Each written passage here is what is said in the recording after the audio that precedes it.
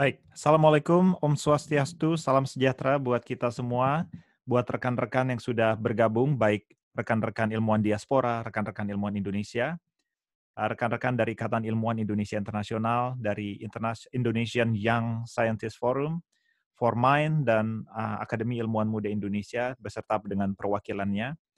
Juga Direktur Eksekutif dari Dana Ilmu Pengetahuan Indonesia, Bapak Teguh Raharjo, rekan-rekan dari Divisi Kerjasama Ikatan Ilmuwan Indonesia Internasional.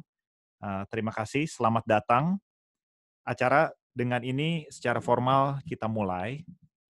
Nama saya Bagus Mulyadi, saya adalah Assistant Professor in the University of Nottingham, juga merangkap sebagai Ketua Divisi Kerjasama Ikatan Ilmuwan Indonesia Internasional.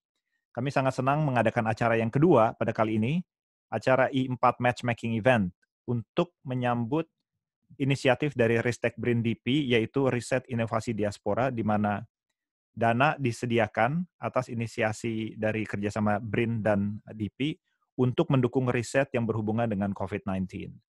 Selayaknya yang sudah disampaikan di matchmaking pertama, diaspora yang eligible sebagai PI akan memberikan presentasinya, tapi yang berbeda pada kali ini adalah 10 diaspora akan ditemani oleh 15 ilmuwan Indonesia yang juga sudah eligible sebagai PI dan sudah kami pilih bersama-sama dengan teman-teman dari Formind, ALMI, dan IESF yang berasal dari institusi-institusi yang beragam. Saya mau berterima kasih kepada semua pendaftar yang sudah mendaftar yang ingin berpresentasi dan meminta maaf atas mereka yang belum bisa presentasi pada kali ini. Alasannya adalah bahwa presenter-presenter harus yang sudah kami nyatakan bisa menjadi PI, memiliki institusi asal di Indonesia, dan tentu kami tidak bisa mengakomodasi semuanya. Jadi ini first come first serve juga gitu. Nah, saya mau menyapa Ketua Umum dari Ikatan Ilmuwan Indonesia Internasional, Bapak Muhammad Aziz yang sudah hadir juga bersama dengan kita. Acara ini akan berlangsung sampai 5.30 waktu Indonesia bagian Barat. Setelah selesai sambutan dari saya, kita akan menuju kepada Bapak Teguh Raharjo, Direktur Eksekutif dari DIPI, guna memberikan sedikit introduksi lagi tentang mekanisme penyelenggaraan dana hibah tersebut dan berbagai aspek-aspek dari penyelenggaraan seperti eligibilitas, scope, skala, dan lain sebagainya. Oke, saya mau menggunakan kesempatan ini juga untuk berterima kasih sebanyak-banyaknya kepada tim dari Divisi Kerjasama, Mas Hanif, Mas Davi, Mbak Indah Lestari, Mas Adam Bakhtiar, yang sudah bekerja dengan keras untuk mengadakan acara ini. Kami mohon maaf sebelumnya kalau ada kesalahan dari panitia, dari kesalahan teknis maupun kesalahan yang lain-lainnya. Tentu ini tidak sempurna dan terima kasih sekali sudah hadir bersama-sama dengan kita pada kali ini. Sekian sambutan dari saya. Waktu selanjutnya kami akan berikan kepada Bapak Teguh Raharjo untuk memberikan presentasinya dalam waktu 20 menit. Dan sebelum saya lupa, nanti setelah Bapak Teguh Raharjo, kita akan coba mohon panitia boleh dibagikan slide peserta, yang isinya adalah daftar peserta yang akan berbicara pada hari ini.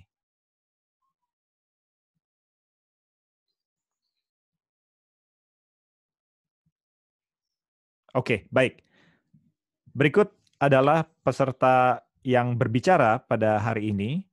Waktu akan strict kami batasi 3 menit. Dan setelah 3 menit berlalu, kami akan mengingatkan dengan mengucapkan time. Gitu. Dan slides yang sudah diberikan kepada kami akan kami screen share. Jadi mohon maaf kalau ini mungkin mengurangi kenyamanan, tapi guna mengakomodasi 25 peserta yang akan berbicara pada hari ini dan berupaya agar semuanya bisa selesai dengan tepat waktu, ini akan kami lakukan begitu. Oke. Kepada Bapak Teguh Raharjo, apakah Bapak bisa mendengar suara saya? Bisa, Pak Bagus. Oke, terima kasih Pak Teguh. Waktu dan kesempatan kami persilahkan. Baik, terima kasih Pak Bagus. Selamat sore bagi rekan-rekan yang ada di Indonesia. Selamat pagi, siang, malam mungkin bagi para diaspora di beberapa negara. Assalamualaikum warahmatullahi wabarakatuh. Salam sehat selalu. Dan selamat bagi mereka-mereka yang menjalankan ibadah saum. Nama saya Teguh Raharjo. Saya saat ini bekerja di LIPI. Sebelumnya 30 tahun saya sebagai pegawai negeri, baik itu di BPPT selama 20 tahun dan 10 tahun di Kementerian Riset dan Teknologi. Background saya engineering, S1-nya di UI, kemudian S2, S3-nya di Jepang. Makanya tahun 96 saya pulang kampung ke Indonesia. Nggak boleh mudik katanya sekarang, pulang kampung boleh.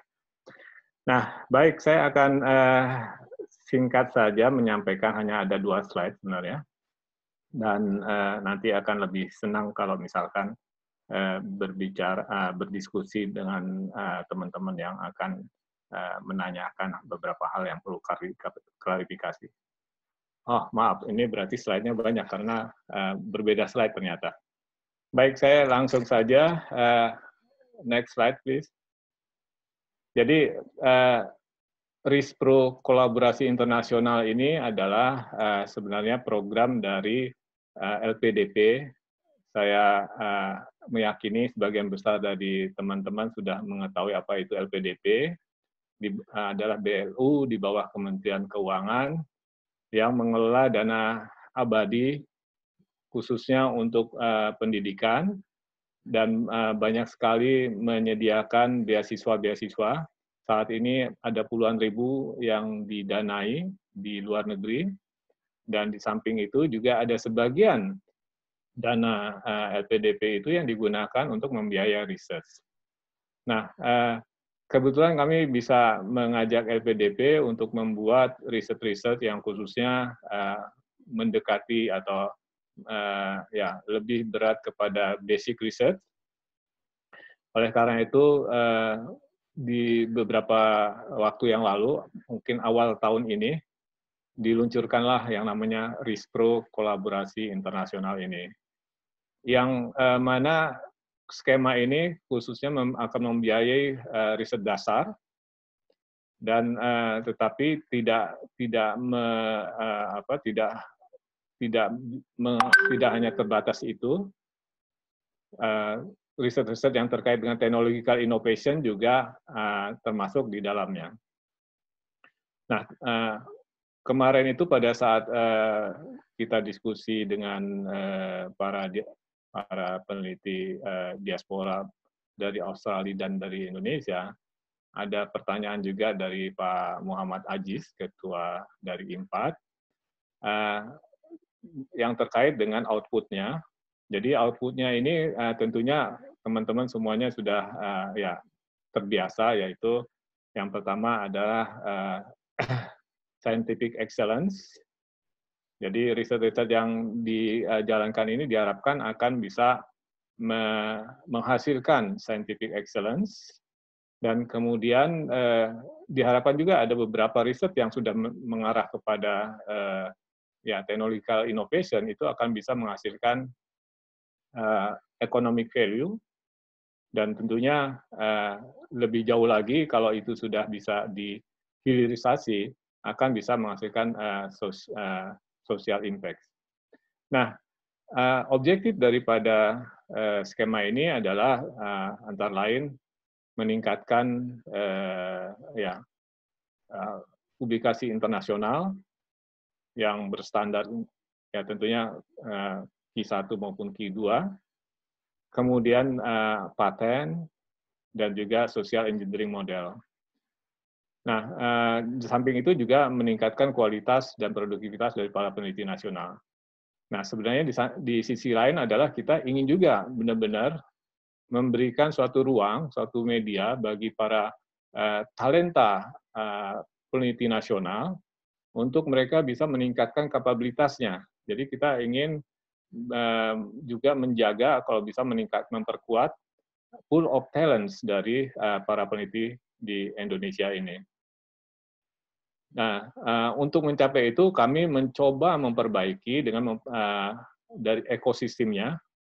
Jadi dibuat sedemikian rupa supaya skema ini berbeda jauh dengan skema-skema yang dananya berasal dari APBN. Jadi ini terus terang berbeda dengan APBN karena bukan langsung APBN, tapi ini dana abadi di mana profitnya itu yang dipakai. Jadi tidak ya banyak terpengaruh dengan aturan-aturan yang ada di dalam APBN seperti misalnya tahun anggaran dan lain-lain. Next, please. Nah, seperti yang saya sampaikan tadi, risetnya diharapkan berupa riset fundamental, frontier, excellence. Kemudian risetnya sendiri akan didanai up to 3 tahun, yang masing-masing tahunnya itu 2 miliar per 2 miliar. Jadi kalau dilihat jumlahnya ini cukup besar dan ya akan benar-benar ya akan sulit untuk kita hanya menjalankan ya penelitian yang sifatnya silo-silo tersendiri. Nah, kemudian mekanismenya ini digunakan open merit dan competitive base, menggunakan peer review nasional dan internasional. Nah, oleh karena itu ingin saya sampaikan juga di sini bahwasanya tidak ada nanti aplikan yang akan diundang atau ditanya atau diminta untuk menjelaskan lebih jauh. Semuanya hanya berdasarkan proposal yang disubmit. Jadi proposal itulah yang akan ya nantinya direview sehingga ya diharapkan para aplikan sekalian bisa benar-benar menyampaikan proposal terbaiknya. Jadi ini berbeda dengan skema-skema yang ada selama ini di Indonesia. Mungkin untuk teman-teman yang sudah terbiasa dengan ya proposal-proposal atau funder dari internasional, hal ini sudah biasa. Fokus areanya kesehatan, kemudian material maju, khususnya nanoteknologi, dan juga kelautan. Nah, di samping itu, ini adalah skema daripada RISPRO kolaborasi internasional. Skema yang kedua sebenarnya ada, dananya juga berasal dari RISPRO kolaborasi internasional ini, yaitu skema yang namanya kolaborasi riset inovasi diaspora. Jadi ada sedikit perbedaan. Kalau yang ini kolaborasi internasional ini, RISPRO kolaborasi internasional ini, kita bisa berpartner dengan siapapun peneliti asing dari negara manapun. Tetapi termasuk juga dari diaspora.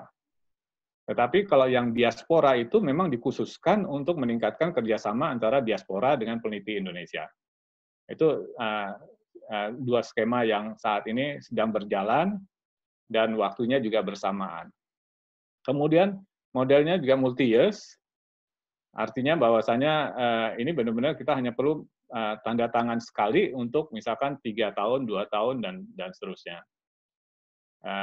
Dan ada catatan juga sebenarnya, 3 tahun itu bila dilihat hasilnya menjanjikan dan bisa didorong sampai kepada menghasilkan sesuatu yang real, maka nanti bisa di-extend menjadi di-extend dengan 3 tahun lagi, jadi menjadi 6 tahun.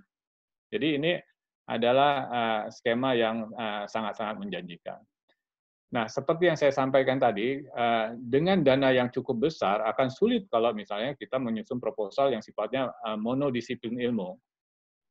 Makanya skema ini mendorong terjadinya konsorsium, baik itu domestik maupun internasional. Baik itu multidisiplin maupun transdisciplinary. Jadi ini antara lain ya kenapa kemudian kita sangat-sangat mendorong ya agar para peneliti bekerja sama, termasuk juga antara yang senior dan yang junior. Bagi mereka-mereka yang belum memenuhi persyaratan sesuai dengan kriteria yang ada di dalam skema ini, mungkin bisa bekerja sama dengan yang lebih senior sehingga terjadi suatu ya kerjasama yang sangat solid di antara para peneliti, sehingga akhirnya itu akan menghilangkan gap-gap yang selama ini terjadi.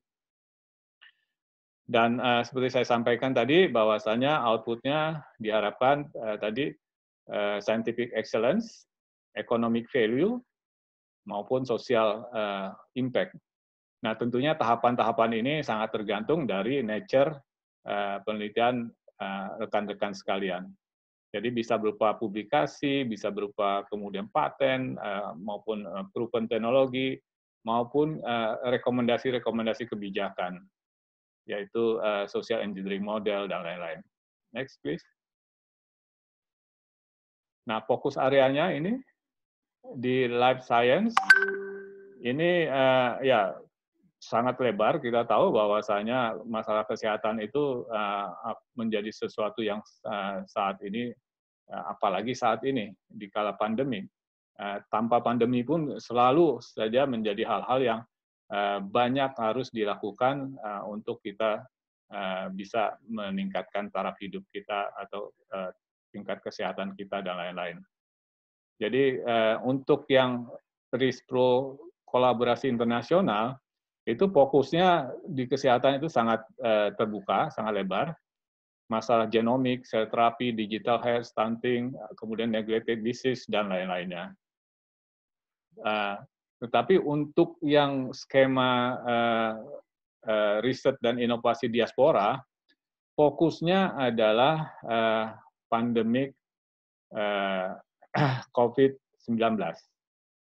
Jadi mungkin teman-teman juga tahu bahwasanya banyak negara, terutama Indonesia khususnya, itu yang kewalahan dengan pandemik ini. Kita tidak siap dengan pandemik ini. Jadi sehingga banyak sekali terjadi hal-hal yang memang tidak diprediksi atau tidak bisa dikontrol dari awal dan lain-lain. Saya barusan juga melihat berita di TV yang menyatakan bahwa tingkat kelaparan di Indonesia itu akan meningkat, tingkat kemiskinan di Indonesia akan meningkat lebih dari 2 digit.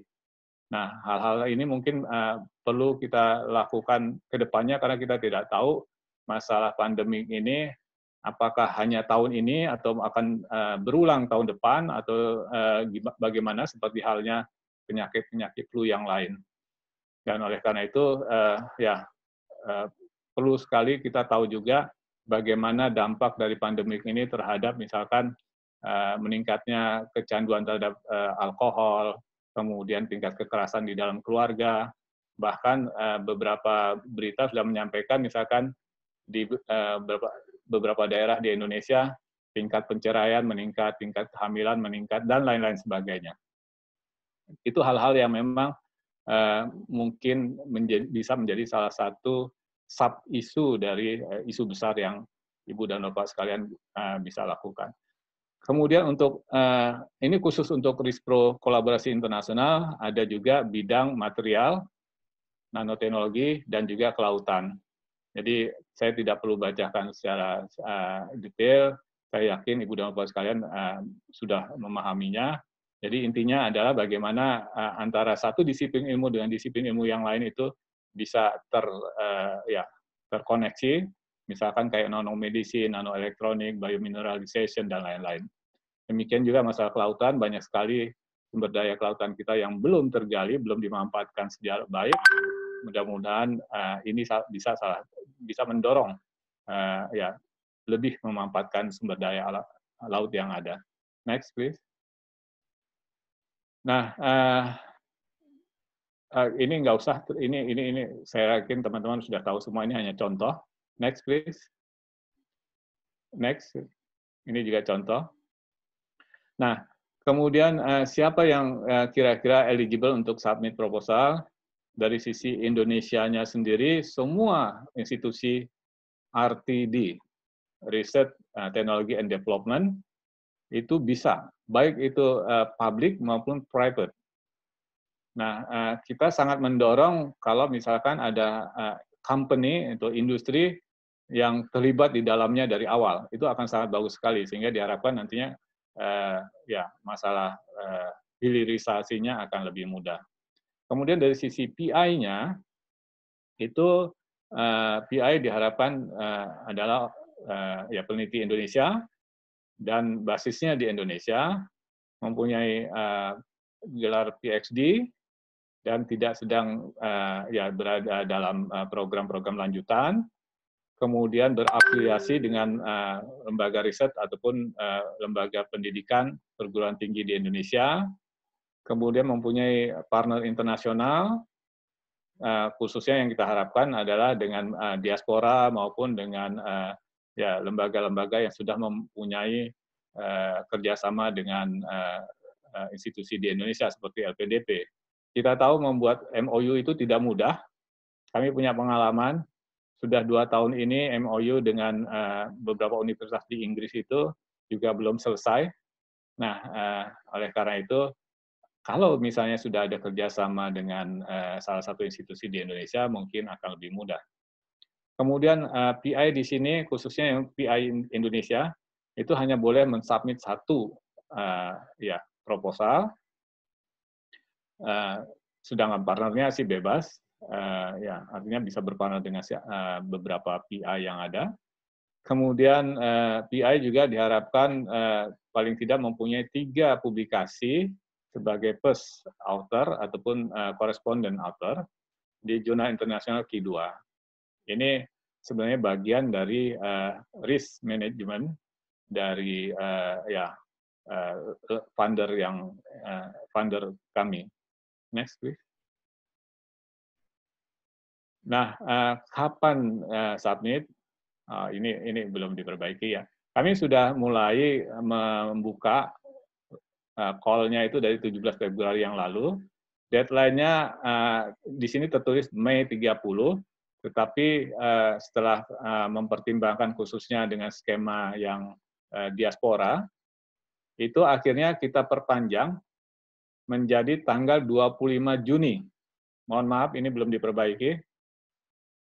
Saya kira slide yang satu lagi, yang satu sudah diperbaiki.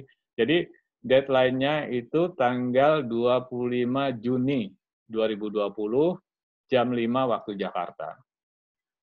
Nah, kemudian proposal harus ditulis dalam bahasa Inggris, karena ini akan direview oleh peer review internasional. Kemudian bagaimana mensubmitnya, itu bisa disubmit ke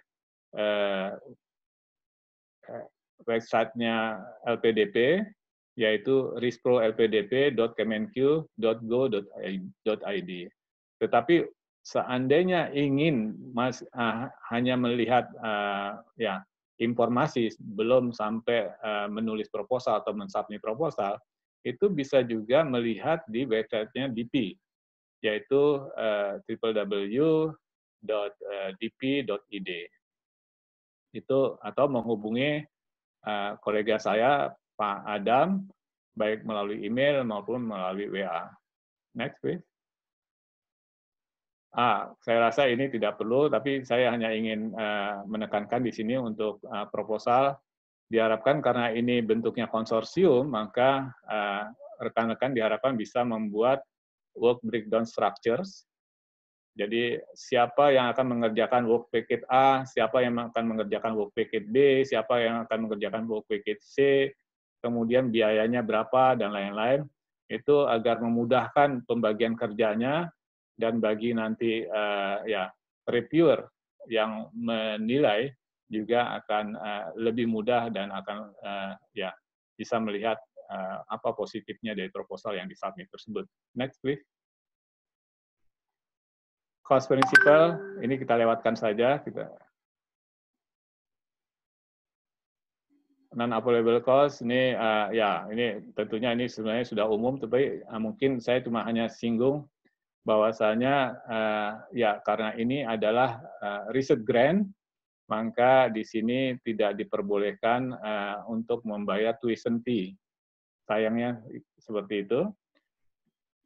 Untuk tuition fee kita harapkan itu melalui beasiswa yang ada. Jadi kita bisa melink dengan beasiswa yang ada, kami bisa hubungkan dengan ya beasiswa yang ada sehingga nanti untuk tuition fee dan lain-lain bisa dibayarkan melalui beasiswa, sedangkan untuk risetnya, makanya kita berharap bahwasanya research assistant-nya itu bisa melibatkan mereka-mereka yang sekarang ini sedang mengambil S3 dan lain-lain.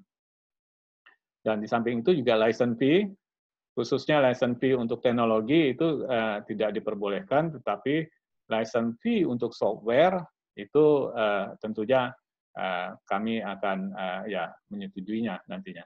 Next, please. Nah, budget structure-nya itu sederhana, ada direct cost, ada indirect cost. Direct cost itu sendiri terdiri dari direct cost buat personel, ini 30%. Ini yang kemungkinan akan membatasi daripada jumlah personil konsorsium tersebut. Jadi hanya diperbolehkan 30%. Saya rasa ini cukup ya cukup baik. Kemudian direct cost untuk yang non personil itu 65%. Ini terdiri dari banyak hal, termasuk juga bisa melakukan travel ke luar negeri selama dua kali. Itu dengan maksimum nominalnya itu 250 juta. Jadi mungkin bisa 1 minggu sampai 3 bulan kita melakukan riset di luar negeri, bekerja sama dengan partner kita yang ada di luar negeri tersebut. Kemudian yang lain-lainnya saya rasa biasa umum. Kemudian indirect cost-nya itu ya ini lebih kepada untuk institutional fee, kemudian internal monitoring, kemudian untuk manajemen fee dan lain-lain. Nah, di sini yang ingin saya tekankan juga bahwasanya disbursement-nya nanti itu hanya akan dilakukan 2 kali. Jadi kemungkinannya kalau tidak berubah, yang pertama itu besarnya 70%, yang kedua itu 30%. Jadi yang kita ingin apabila nanti rekan-rekan ya termasuk yang akan mendapatkan pendanaan, dari awal itu sudah harus tancap gas. Kebiasaan kita selalu slow di awal gitu. Nah ini kita nggak bisa lagi. Kita ingin dari awal itu udah tancap gas, karena ini menghabiskan 70% ini nggak mudah, baru kemudian 30% itu bisa nantinya dilakukan setelah 80% dari 70% itu direalisasikan. Nah, yang message yang ingin kita sampaikan juga, kita berharap teman-teman melakukan risetnya itu sendiri itu antara 9 sampai 10 bulan. Sisanya 2-3 bulan itu digunakan untuk masalah-masalah yang sifatnya administratif, menyelesaikan menyelesaikan ya paper, kemudian menyelesaikan laporan-laporan, kemudian ya memperkuat tim, mencari pendanaan lagi dan lain-lain seterusnya. Karena kalau misalkan itu dilakukan 12 bulan, itu akhirnya nanti laporan terlambat, ya paper juga terlambat dan lain-lain. Jadi kita berharap bahwa ya itu bisa dilakukan dipulkan ke 9-10 bulan, walaupun Anda itu dibayar 12 bulan. Tapi ini dalam arti risetnya saja, substansi riset itu bisa dipulkan ke 9-10 bulan, sedangkan yang 2-3 bulan itu lebih banyak menyelesaikan masalah-masalah yang sifatnya administrasi. Kemudian ya ini diharapkan karena di Indonesia ini belum clear masalah pajak, diharapkan proposal yang disampaikan sudah include pajak. Nah, walaupun nanti apabila kita bisa membebaskannya, uang itu bisa digunakan untuk yang lain. Dan tentunya yang terakhir, final cost itu dasarnya adalah setelah direview oleh GP ataupun LPDP. Jadi banyak hal-hal yang kita coba perbaiki dari skema-skema yang ada di lainnya seperti skema APBN dan lain-lainnya. Mudah-mudahan ini akan lebih ya meringankan teman-teman para peneliti bisa lebih konsentrasi melakukan penelitian, tidak kemudian juga direpotkan dengan masalah administratif. Next, please. Kriterianya saya rasa ini juga umum, yaitu scientific relevant, inovatif, novel approach, human capacity building, broader impact. Khususnya human capacity building ini nanti akan dilihat konsorsium yang ada.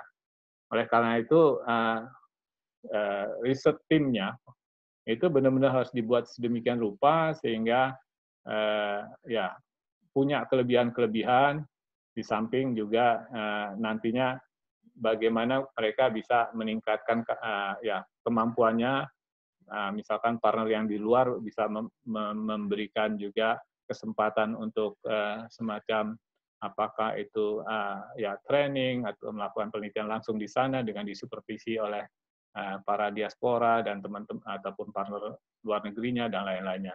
Jadi hal-hal seperti ini juga akan dilihat oleh para reviewer. Next please. Saya rasa ini yang terakhir.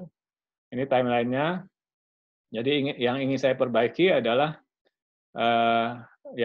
terutama deadline-nya. Deadline-nya itu mundur, berarti nanti yang lain-lain juga akan sedikit mundur. Jadi deadline-nya itu tanggal 25 Juni 2020.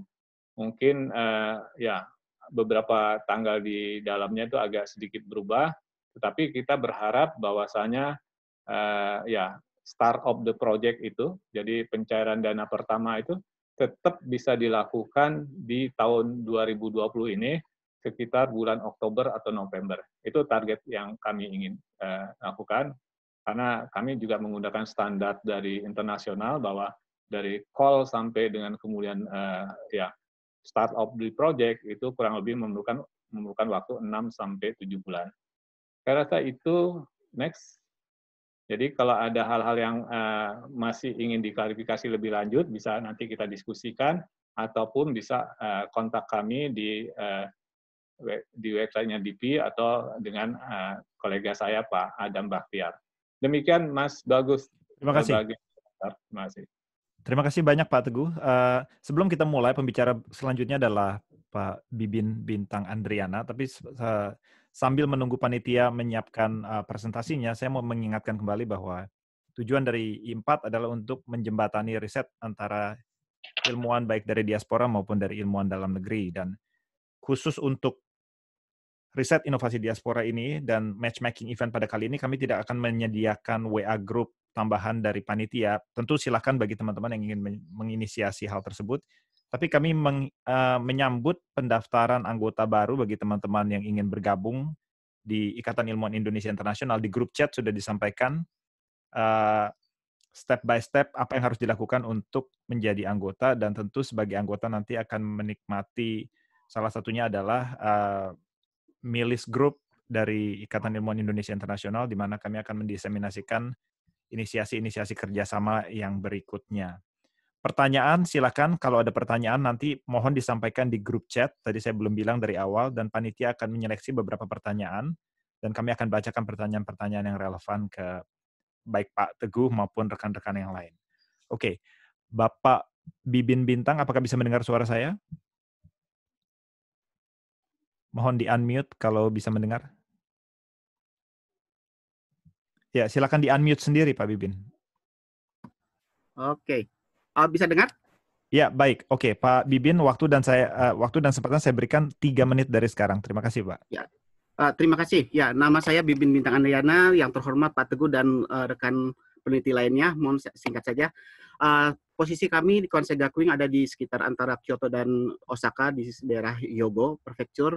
Anda bisa baca sendiri biografi saya di sini, dan juga email saya ada. Dulu ya singkatnya sekata, saya dari IPB tahun 92 lulus. Tahun 97 saya lulus dari Jerman, kemudian tahun 2004 saya lulus dari Universitas Tokyo, mendalami bidang apoptotik dan nekrotik sel. Namun saya beberapa kali postdoc, juga saya di kami itu KGU mempunyai beberapa MOU dan MOE dengan UNPAD, UKSW Solo, di Solo 3, Undip dan UNUD, sehingga kita bisa menyediakan scholarship dan fellowship mulai dari 2018, beberapa dari ITB, UI, UGM, IPB pun ada di tempat kami. Next slide, please. Ini laboratorium kami fokus untuk kita didasarkan pada abad 2021 ini telah sepakat bahwa peneliti-peneliti bahwa untuk menganalisa biologi itu menggunakan light gitu. Dalam hal ini kita menggunakan laser, sehingga para penelitian kami yang non-labeling, non-invasif, dan non-intrusive, dan ini juga sebagai dasar untuk basic untuk support daripada artificial intelligence dan industri 4.0. Kita menghasilkan data dengan cepat tanpa preparation, jadi kita bisa mereduce biaya penelitian. Yang prinsipnya seperti gambar di bawah ini ada tubuh manusia di komputer, jadi kita langsung bisa analisa. Alat yang kami punya di sini, kita ada alat yang mesin kita beli dari Reniso, itu Ramang Imaging. Kemudian yang lain adalah hasil assembling kita. Kita mempunyai probe yang bisa menjadi jembatan laser untuk ke dalam tubuh manusia. Dan ini juga sangat potensi untuk COVID, misalnya COVID untuk di daerah sekitar saluran pernapasan, juga di dalam gastro, dalam intestine.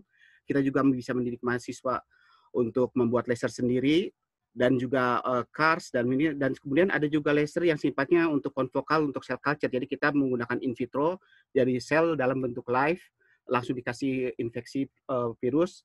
Kita bisa lihat, kita punya transmission electron microscope, bisa berkenan dengan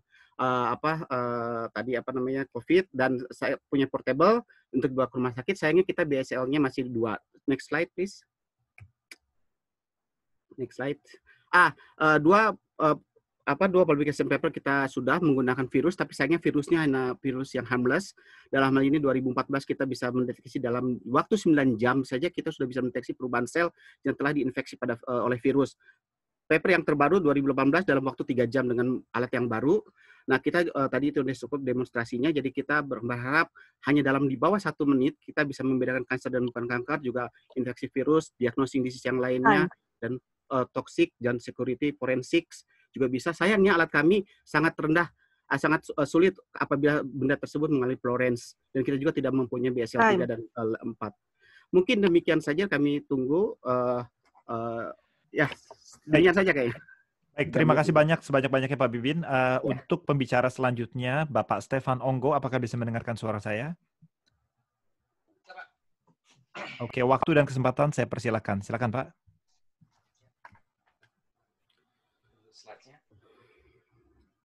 Oke, nama saya Stefan Onggo.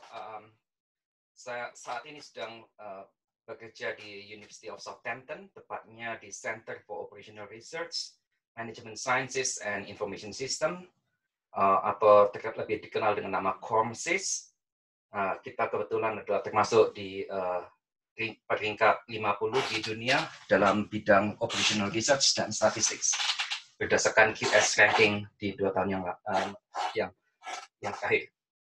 Untuk mengkontak saya, silakan email di email yang tertera di slides, juga bisa lewat Twitter, ataupun kalau mau melihat lebih banyak mengenai proyek-proyek saya, bisa dilihat di website saya yang tertera di slides. Next, please. Secara general, interest saya untuk penelitian adalah di bidang metodologi dan aplikasi. Untuk metodologi, saya tertarik di bidang simulation modeling, seperti contohnya digital twins atau symbiotic simulations, juga di agent-based simulations, hybrid simulations, juga simulation optimizations. Yang lupa saya taruh di sana adalah discrete event simulations. Sedang untuk aplikasi, saya tertarik di bidang agri-food supply chain, manufacturing. Kita kebetulan dapat proyek dengan Rolls-Royce, dengan Ford Motor Company, kemudian juga dengan untuk healthcare. Untuk memberi contoh proyek apa yang saya cukup tertarik, saya kasih contoh pertama adalah kerjasama kita dengan Universitas Padjadjaran di Bandung. Ini adalah di proyek ini kita mengembangkan suatu metode pengumpulan data di mana kita bisa menghasilkan, kita bisa mengekstrak behavior dari petani, kemudian kita aplikasikan ke dairy supply chain di Jawa Barat. Hasil karya kita sudah berhasil kita publikasikan. Jadi ini salah satu contohnya. Contoh kedua adalah juga sama di agri-food supply chain. Di sini kita lebih ke arah ke optimasi. Jadi kita mengoptimasikan supply chain dari agri-food mulai dari petani sampai ke konsumen dengan mempertimbangkan kesegaran produk, biaya routing, biaya inventory. Next please. Untuk risk predicted kali ini, karena penekanannya di COVID-19, kita baru saja publikasi paper mengenai how simulation modeling can help reduce the impact of COVID-19. Papernya bisa di-download secara gratis karena open access. Nah, di sini intinya kita ada 11 keputusan yang kita bisa bantu. Jadi untuk lebih detailnya silakan dilihat di paper. Mungkin dari itu dulu. Baik, terima kasih banyak Pak Stefan. Untuk pembicara selanjutnya, Bapak Vincentius Surya Kurnia Adi, dipersilakan untuk bersiap-siap. Saya ingin mengingatkan kembali bahwa slides akan dikirimkan kepada para peserta yang sudah mendaftar. Pak Vincentius, apakah bisa mendengar suara saya? Yuk, siap. Silakan Pak, 3 menit ke depan. Oke, terima kasih atas kesempatannya. Nama saya Adi dari Taiwan. Saat ini saya menjabat sebagai tenaga pengajar di Departemen Teknik Kimia National Chongqing University, dan lab saya adalah lab Process System Engineering, di mana kami, next slide please, kami akan memperkenalkan tentang lab kami dan beberapa pekerjaan terakhir yang sedang kita kerjakan. Next slide please. Jadi pada umumnya kita bekerja di bidang Process System Engineering di bidang teknik kimia. Kita bekerja di optimasi pabrik, kontrol, operasi, dan juga hal-hal yang lain yang terlibat di desain pabrik kimia. Kita melibatkan artificial intelligence, juga machine learning. Next please. Ya, jadi kita bekerja di bidang analisis, modeling, simulation, optimization, design, control, juga operation dari sistem pabrik kimia, dan kita juga punya berbagai macam aplikasi di bidang kimia, petrokimia, elektrochemical, semuanya bisa tercakup di dalam bidang process system engineering. Next please. Ya, pekerjaan terakhir kami itu terutama pada desain unit-unit produksi teknik kimia, dan kita juga berfokus pada fleksibilitas operasi dari pabrik kimia, juga ada beberapa mengenai kontrol. Nah, yang terakhir yang kami fokus adalah optimasi desain dari produksi untuk disinfektan, sehingga kita bisa diaplikasikan pada pandemic prevention. Jadi menggunakan model-model matematika, menggunakan model-model optimasi untuk menghasilkan proses produksi yang optimal dan bisa fleksibel untuk menghadapi perubahan-perubahan yang terjadi pada masa-masa pandemi seperti ini. Kira-kira begitu perkenalannya. Terima kasih Mas Bagus. Terima kasih banyak Pak Vincentius. Pembicara berikutnya adalah Ibu Novalia Pisesa dan Bapak Tony Hadibrata. Ibu Novalia, apakah bisa mendengar suara saya? Mohon di-unmute. Yes, I can hear you. Yeah. Alright. I can hear you. Terima kasih. Sorry, I don't have a slide. Okay. Ya, silakan. Silakan. I don't have a couple slides, but let me introduce myself. So, nama saya Novalia Pisesa lengkapnya. Saya dari Malang. Sekarang saya adalah junior fellow di Harvard. With the Society of Fellows dengan secondary affiliations di Broad Institute at MIT and Harvard, and Harvard School of Public Health and Boston Children's Hospital. Project saya mostly now working on high throughput single cell genomic technologies and protein, mostly antibody engineering, which essentially attempt to refine our understanding of the biology of malaria, autoimmune disease, and most recently COVID-19, because what we are in at the moment.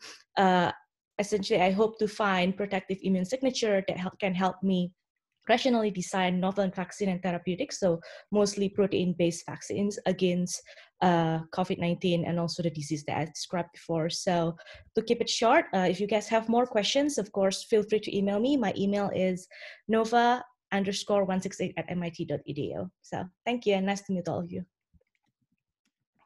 Baik, terima kasih. Singkat dan padat. Dengan Bapak Tony Hadibrata, apakah bisa mendengar suara saya? Ya, bisa. Silakan Pak, 3 menit ke depan kami persilahkan. Ya, perkenalkan nama saya Tony Hadibrata. Kebetulan saya sedang bekerja di Curtin University Malaysia di Departemen Teknik Lingkungan. Dan juga saya adalah kepala di Research Cluster di Bioprocess and Technology. Untuk lebih lengkapnya mengenai profil bisa dilihat di link-link berikut sesuai di slide. Secara garis besar bidang penelitian saya adalah enzyme microbial technology, kemudian environmental chemistry, dan kemudian environmental engineering.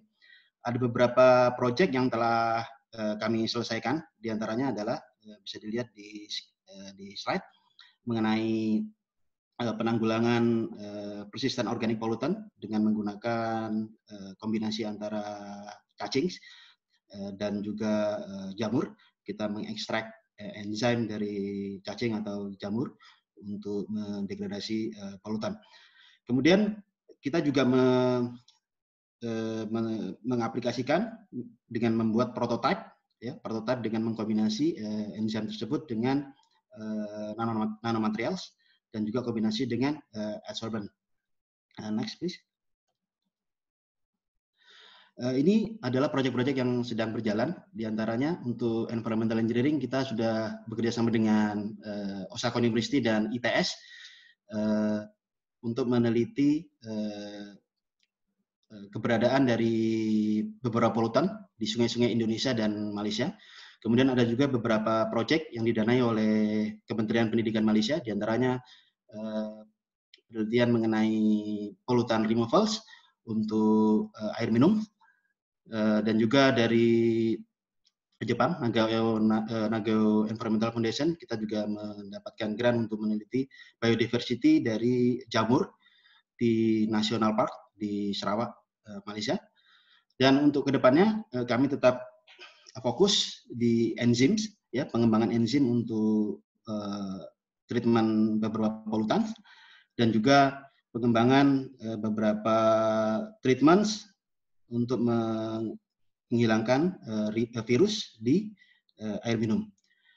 Mudah-mudahan bidang-bidang saya ini dapat berkaitan dengan beberapa peneliti di Indonesia. Mungkin itu saja, Mas Agus. Terima kasih banyak Pak Tony. Pembicara berikutnya adalah Bapak Bramasta Nugraha. Apakah bisa mendengarkan suara saya, Pak?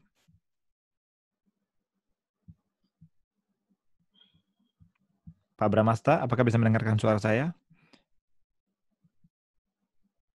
Halo? Ya, baik. Jelas, Pak. Silakan 3 menit ke depan kami persilakan, Pak. Selamat sore untuk semuanya. Nama saya Bramasta Nugraha. Sekarang saya bekerja di University of Zurich di Switzerland, di Swiss. Background saya sebenarnya dari Nanyang Technological University di Singapura, lebih ke arah material science. Kemudian saya lebih fokus ke arah cell biology applications untuk semacam membuat artificial organ yang kita tahu namanya adalah organoids.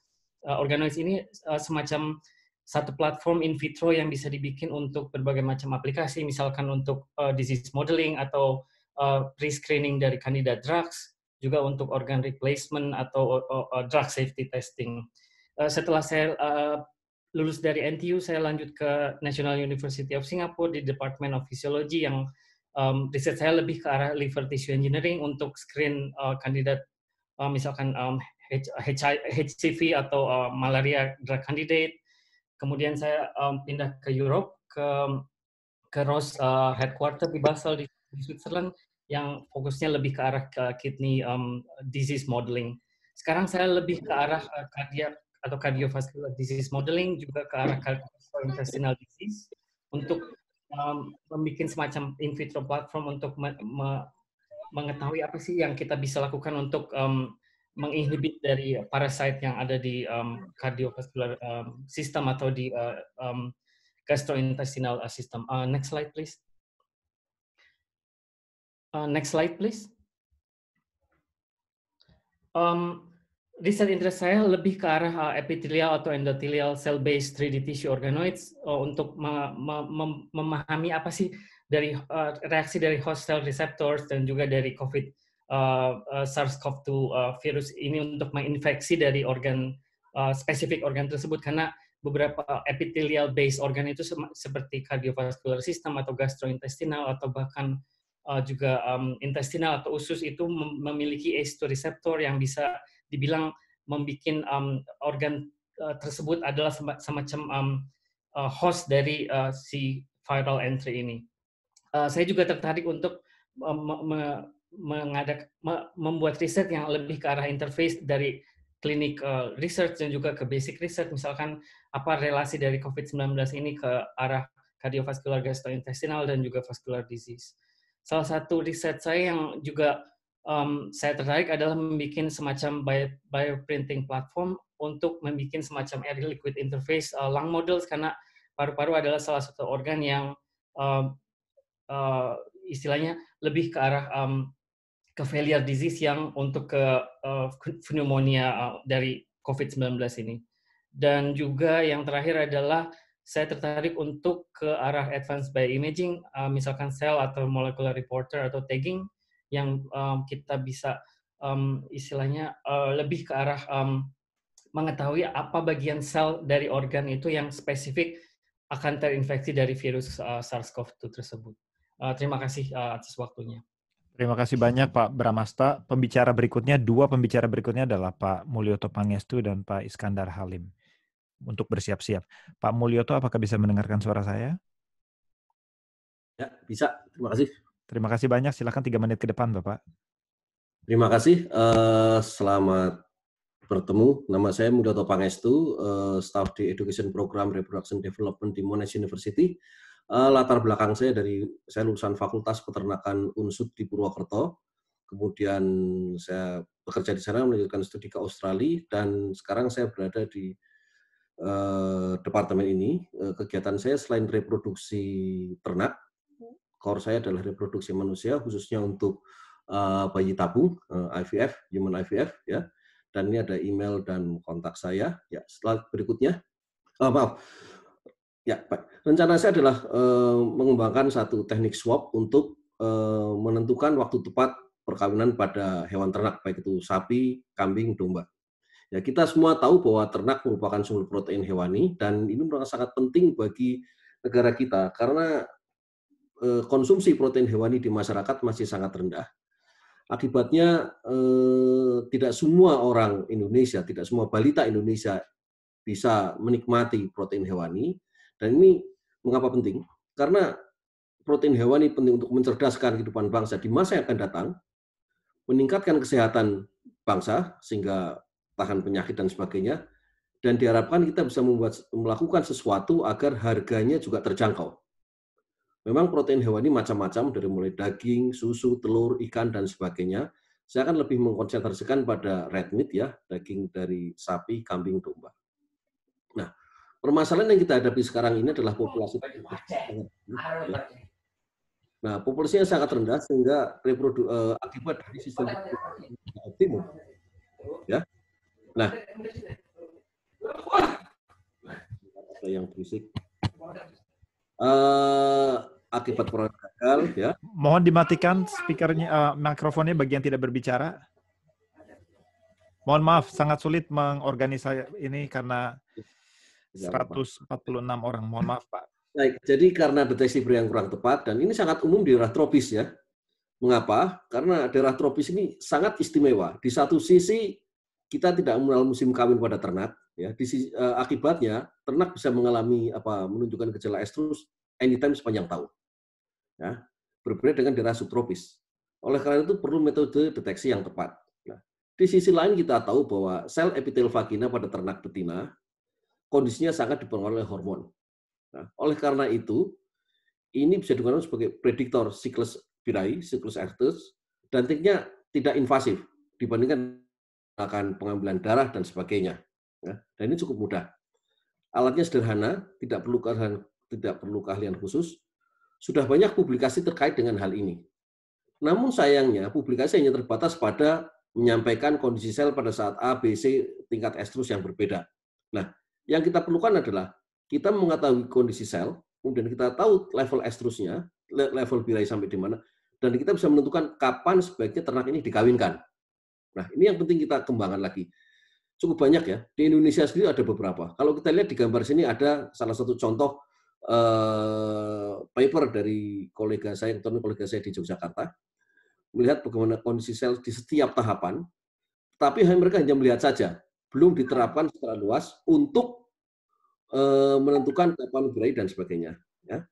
Dan di bawah ini adalah contoh publikasi yang sudah ada di Indonesia. Saya lihat ada tidak kurang dari 5 publikasi, dan saya juga sempat bekerja dengan kolega saya di UNSUD Purwokerto tahun yang lalu, namun belum sempat saya publikasikan.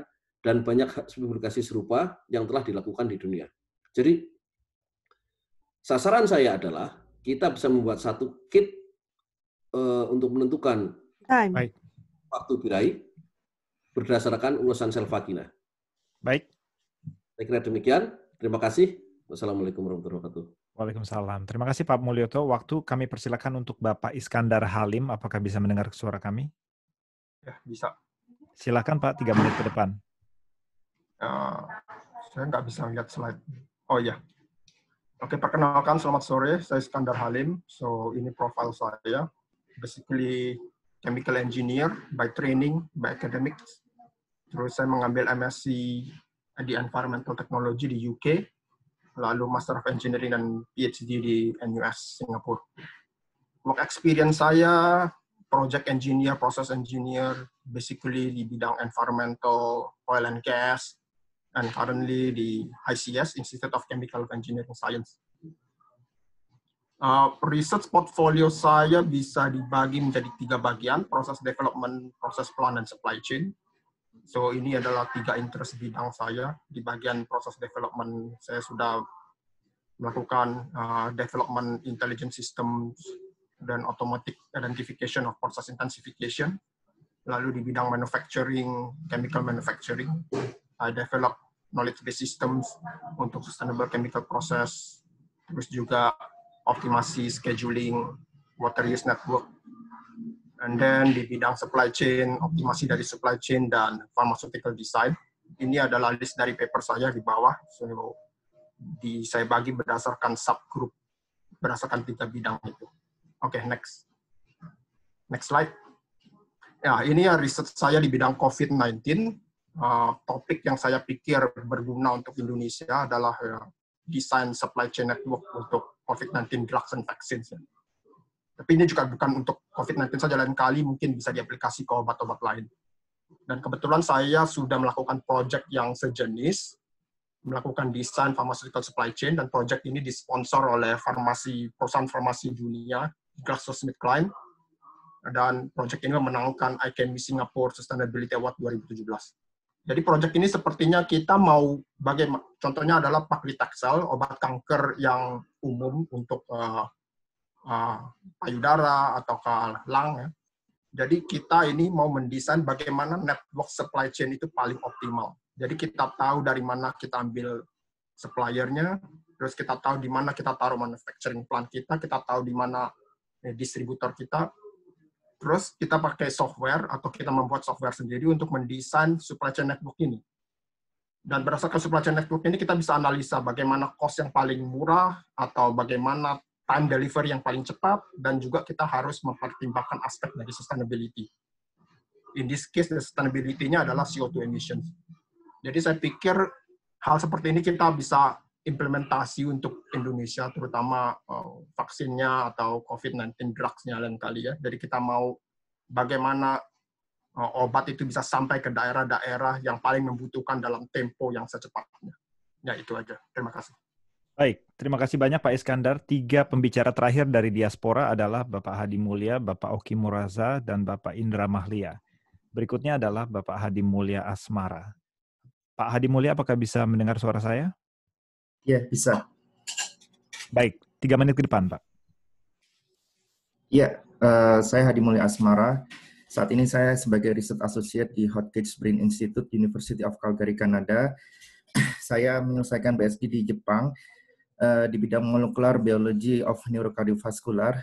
Kemudian saya mendapatkan pengalaman tentang virus ini melalui studi Molecular Biology ketika saya magister di University of Indonesia.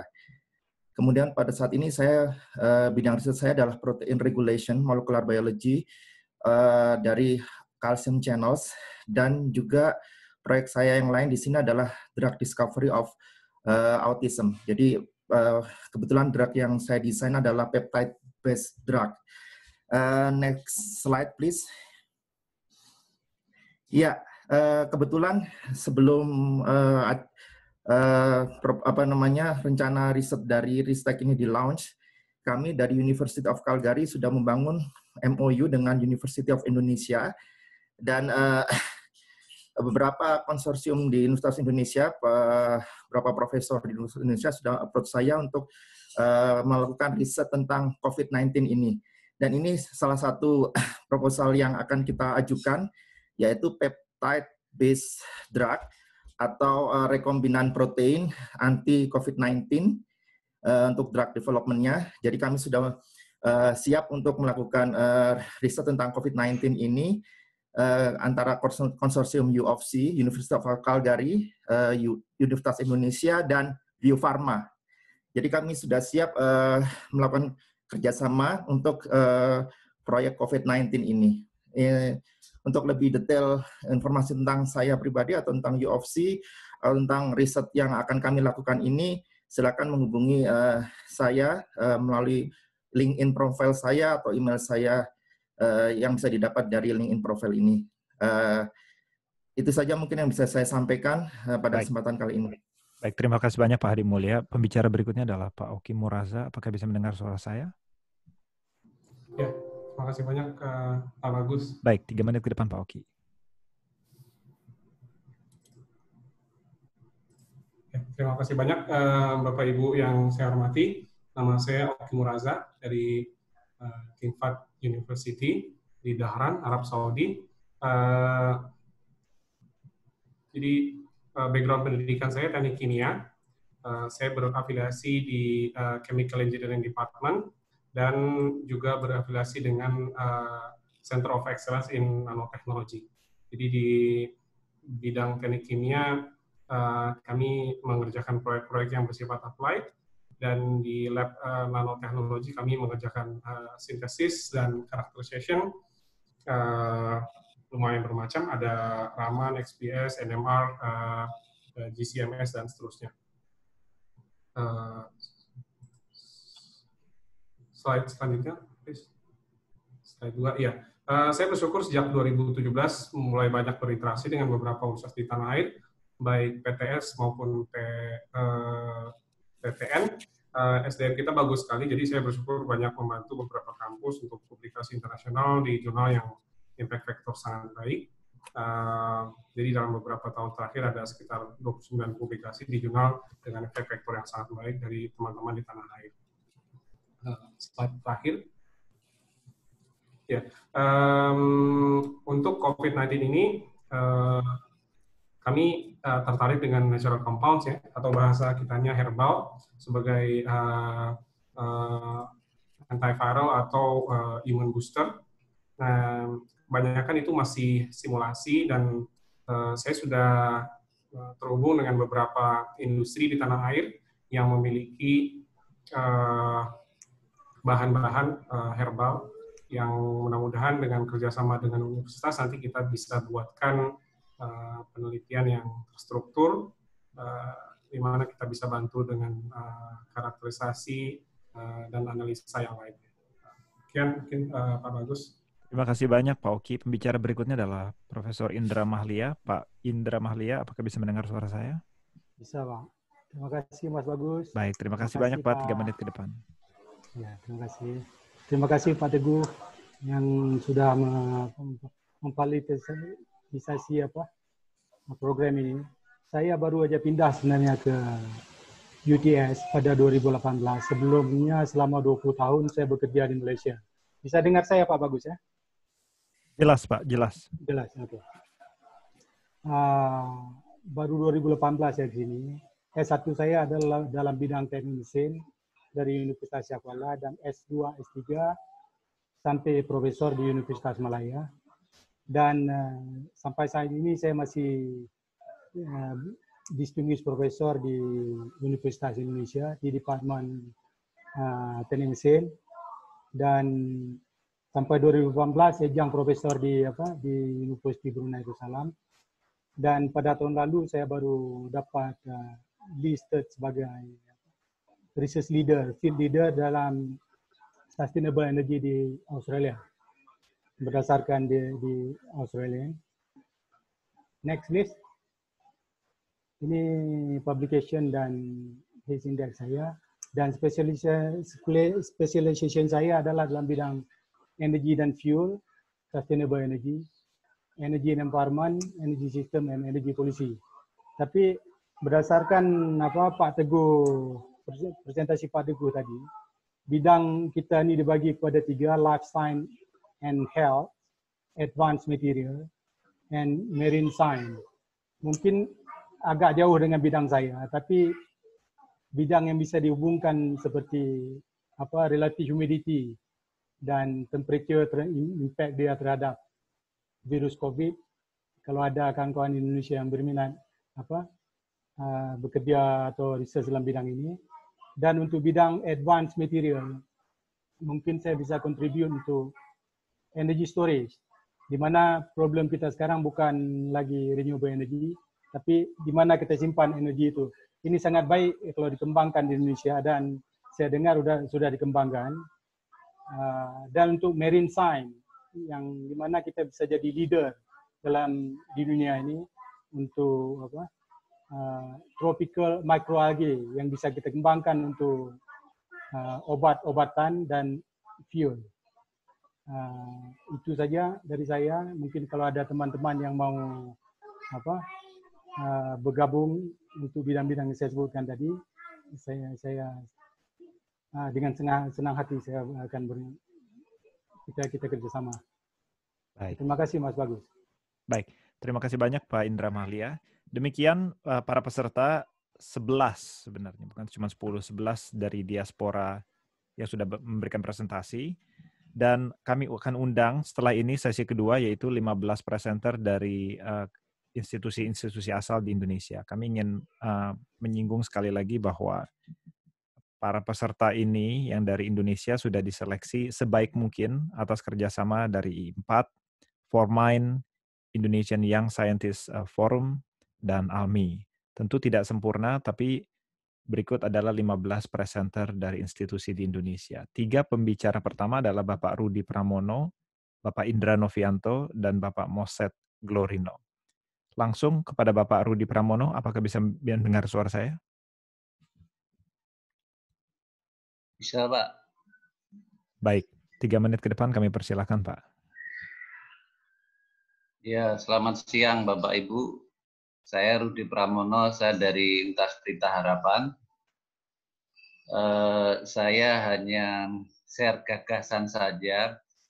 Barangkali dari gagasan ini bisa menghasilkan kolaborasi yang bisa mendukung dalam menghadapi pandemi COVID saat ini.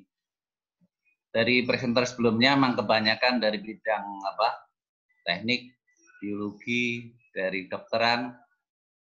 Kalau saya memang asalnya dari teknik, tapi sekarang saya lebih banyak mendalam tentang sosiologi bencana. Jadi saya akan bahas tentang pendekatan nano dalam mengembangkan ketangguhan masyarakat menghadapi bencana COVID-19 ini. Slide berikutnya.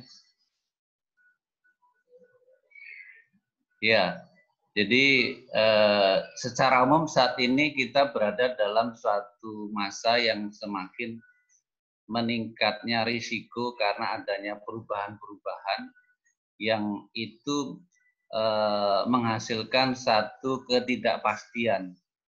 Dan peningkatan ketidakpastian itu mengakibatkan adanya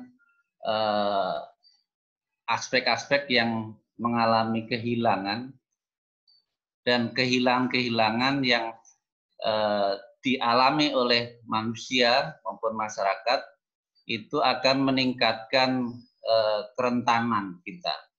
Jadi apa yang rutin, apa yang biasa kita hadapi sebelumnya, karena satu kejadian seperti sekarang kita harus mengalami kondisi bekerja dari rumah, kita tidak bisa pergi kemana-mana. Itu yang munculkan kehilangannya berbagai segi, baik itu dari aspek kesehatan, aspek sosial, aspek ekonomi. Yang kehilangan itulah yang memicu adanya kerentanan sosial. Oleh karena itu perlu ada upaya untuk kembali meningkatkan ketangguhan.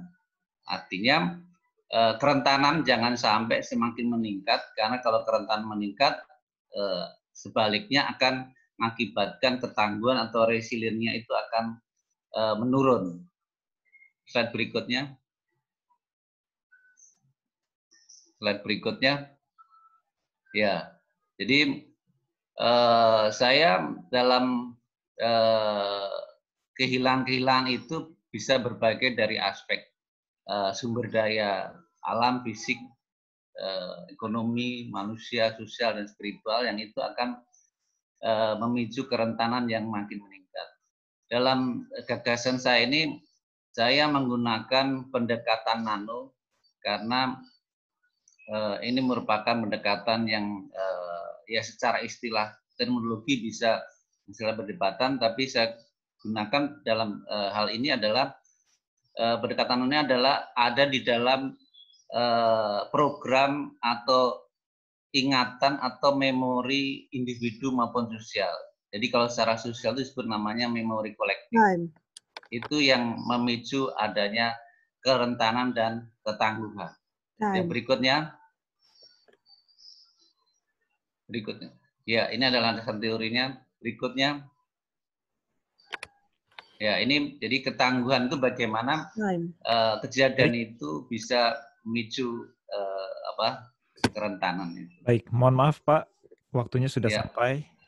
Mohon maaf, nanti akan kami berikan semua slides-nya kepada para peserta yang sudah mendaftar, jadi akan bisa dilihat sendiri. Pembicara berikutnya adalah Pak Indra Novianto. Pak Indra, apakah bisa mendengar suara saya? Iya, saya bisa mendengar, Mas Bagus. Terima kasih, Pak. Silakan 3 menit ke depan. Oke, ini adalah, sebelumnya saya mengucapkan salam hormat saya kepada semua peserta, dan saat ini saya ingin memberikan ide saya, karena saya mungkin berasal dari ilmu sosial dan humaniora, dan khususnya di bidang communications. Nah, kebetulan saya ingin merevisi sedikit bahwa yang ingin saya presentasikan adalah tentang communication strategy for tourism sector to rebuild trust after COVID-19 ini. Dan boleh next slide. Ya, kenapa sih saya memilih topik ini untuk dijadikan penelitian? Karena kita tidak, istilahnya kita saat ini mengalami sesuatu keadaan yang benar-benar sifatnya universal, di mana kondisi pandemik ini bukan hanya kena terhadap satu sektor saja, tapi banyak sektor yang kena dampak dari adanya COVID ini. Salah satunya adalah tourism, yaitu di mana ketika nantinya akan pemulihan, ini masih jadi pertanyaan apakah orang itu masih akan percaya terhadap bahwa kondisi di lokasi wisata itu benar-benar sudah safe untuk dikunjungi. Nah, di sini objektifnya research objektifnya adalah bisa menjadi input selain memperkaya untuk khasanah pengetahuan. Namun di sini juga bisa menjadi input bagi Tourism Ministry of Indonesia bagaimana secara melakukan komunikasi yang tepat untuk merebuilding trust dari para pelancong nantinya. Boleh next slide. Nah, di sini research methodology plan-nya, saya mungkin menambahkan sedikit, saya di sini menggunakan studi kasus explanatory, di mana kita di sini memang masih minim sekali rujukan-rujukan, terutama untuk bagaimana berkomunikasi di masa pandemik. Mungkin kalau di krisis, segala macam itu sudah ada, tetapi kalau misalnya fokus di pandemik gitu ya, saya masih minim. Jadi sekiranya kita pakai explore studi kasus explanatory, di mana kita nantinya akan menggunakan mixed methods, both kualitatif. Saya akan mulainya dari kualitatif dulu, baru jadi ke kuantitatif. Kenapa? Saya ingin menggali dulu dari masyarakat bagaimana persiapan mereka, lalu kita observasi ke lapangan, lalu kita melakukan survei. Nanti di kualitatifnya di kuantitatifnya kita ingin tahu bagaimana sih benar nggak sih apa yang mereka katakan itu betul-betul bisa berlaku secara universal atau tidak. Mungkin itu boleh next slide lagi terakhir. Ya, ini adalah tentang saya. Saya bernama lengkap Indra Novianto Adibayu Pamungkas. Saya sekarang adalah lecturers dari Communications Study di Telkom University Bandung. Saat ini juga saya sedang melanjutkan S3 saya di Doctoral Program di Communication Science di Universitas 11 Maret Surakarta, dan saya lulusan S2 dari London School of Public Relations Jakarta dan juga dari Universitas Kristen Maranatha untuk S1-nya. Dan saya ini biasanya field study saya adalah di marketing communications, branding, dan communication for education. Itu aja, Mas Bagus. Terima kasih atas kesempatannya. Mohon maaf. Baik, terima kasih banyak Pak Indra. Pembicara berikutnya adalah Bapak Sama-sama. Moset Glorino. Bapak Moset Glorino, apakah bisa mendengar? Mendengar. Siap. Terima kasih Pak. 3 menit setelah presentasi slides-nya ditampilkan. Oke.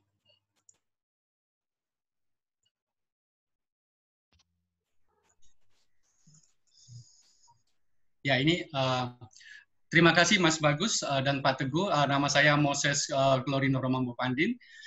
Saya adalah peneliti dari Universitas Airlangga dan juga anggota riset grup dari manajemen bencana, multicultural, dialog antar agama, dan iman kepercayaan, dan juga local system. Kalau bisa dilihat ID saya dengan portofolio di Sinta ID, dan juga bisa di riset, lihat di dalam riset Gate. Next. Kita start, pertama saya melihat adalah fenomena dan problem, di mana fenomena COVID-19 ini tidak mungkin hilang dengan cepat. Kita melihat ada evidence di mana ada second wave dan third wave yang sudah muncul. Dan juga kita lihat bagaimana Presiden kita, Bapak Joko Widodo, menyampaikan bahwa kita akrab dengan COVID. Jadi tidak bisa dihindari bahwa kita akan hidup bersama COVID. Nah, penelitian saya yang saya tawarkan dan juga sedang dirancang adalah bagaimana kita menata perilaku hidup bersama dengan orang yang terpapar COVID-19 dengan segala bentuknya. Karena ini adalah persoalan yang mendasar dan kita lihat di dalam fenomena sekarang, ada masalah tentang pendidikan karakter. Jadi dalam riset yang saya tawarkan adalah bagaimana kita membahas, bagaimana kita menata pendidikan karakter kita. Kita tahu bahwa pendidikan karakter itu adalah bidang pendidikan, jadi ini merupakan areal pendidikan. Next.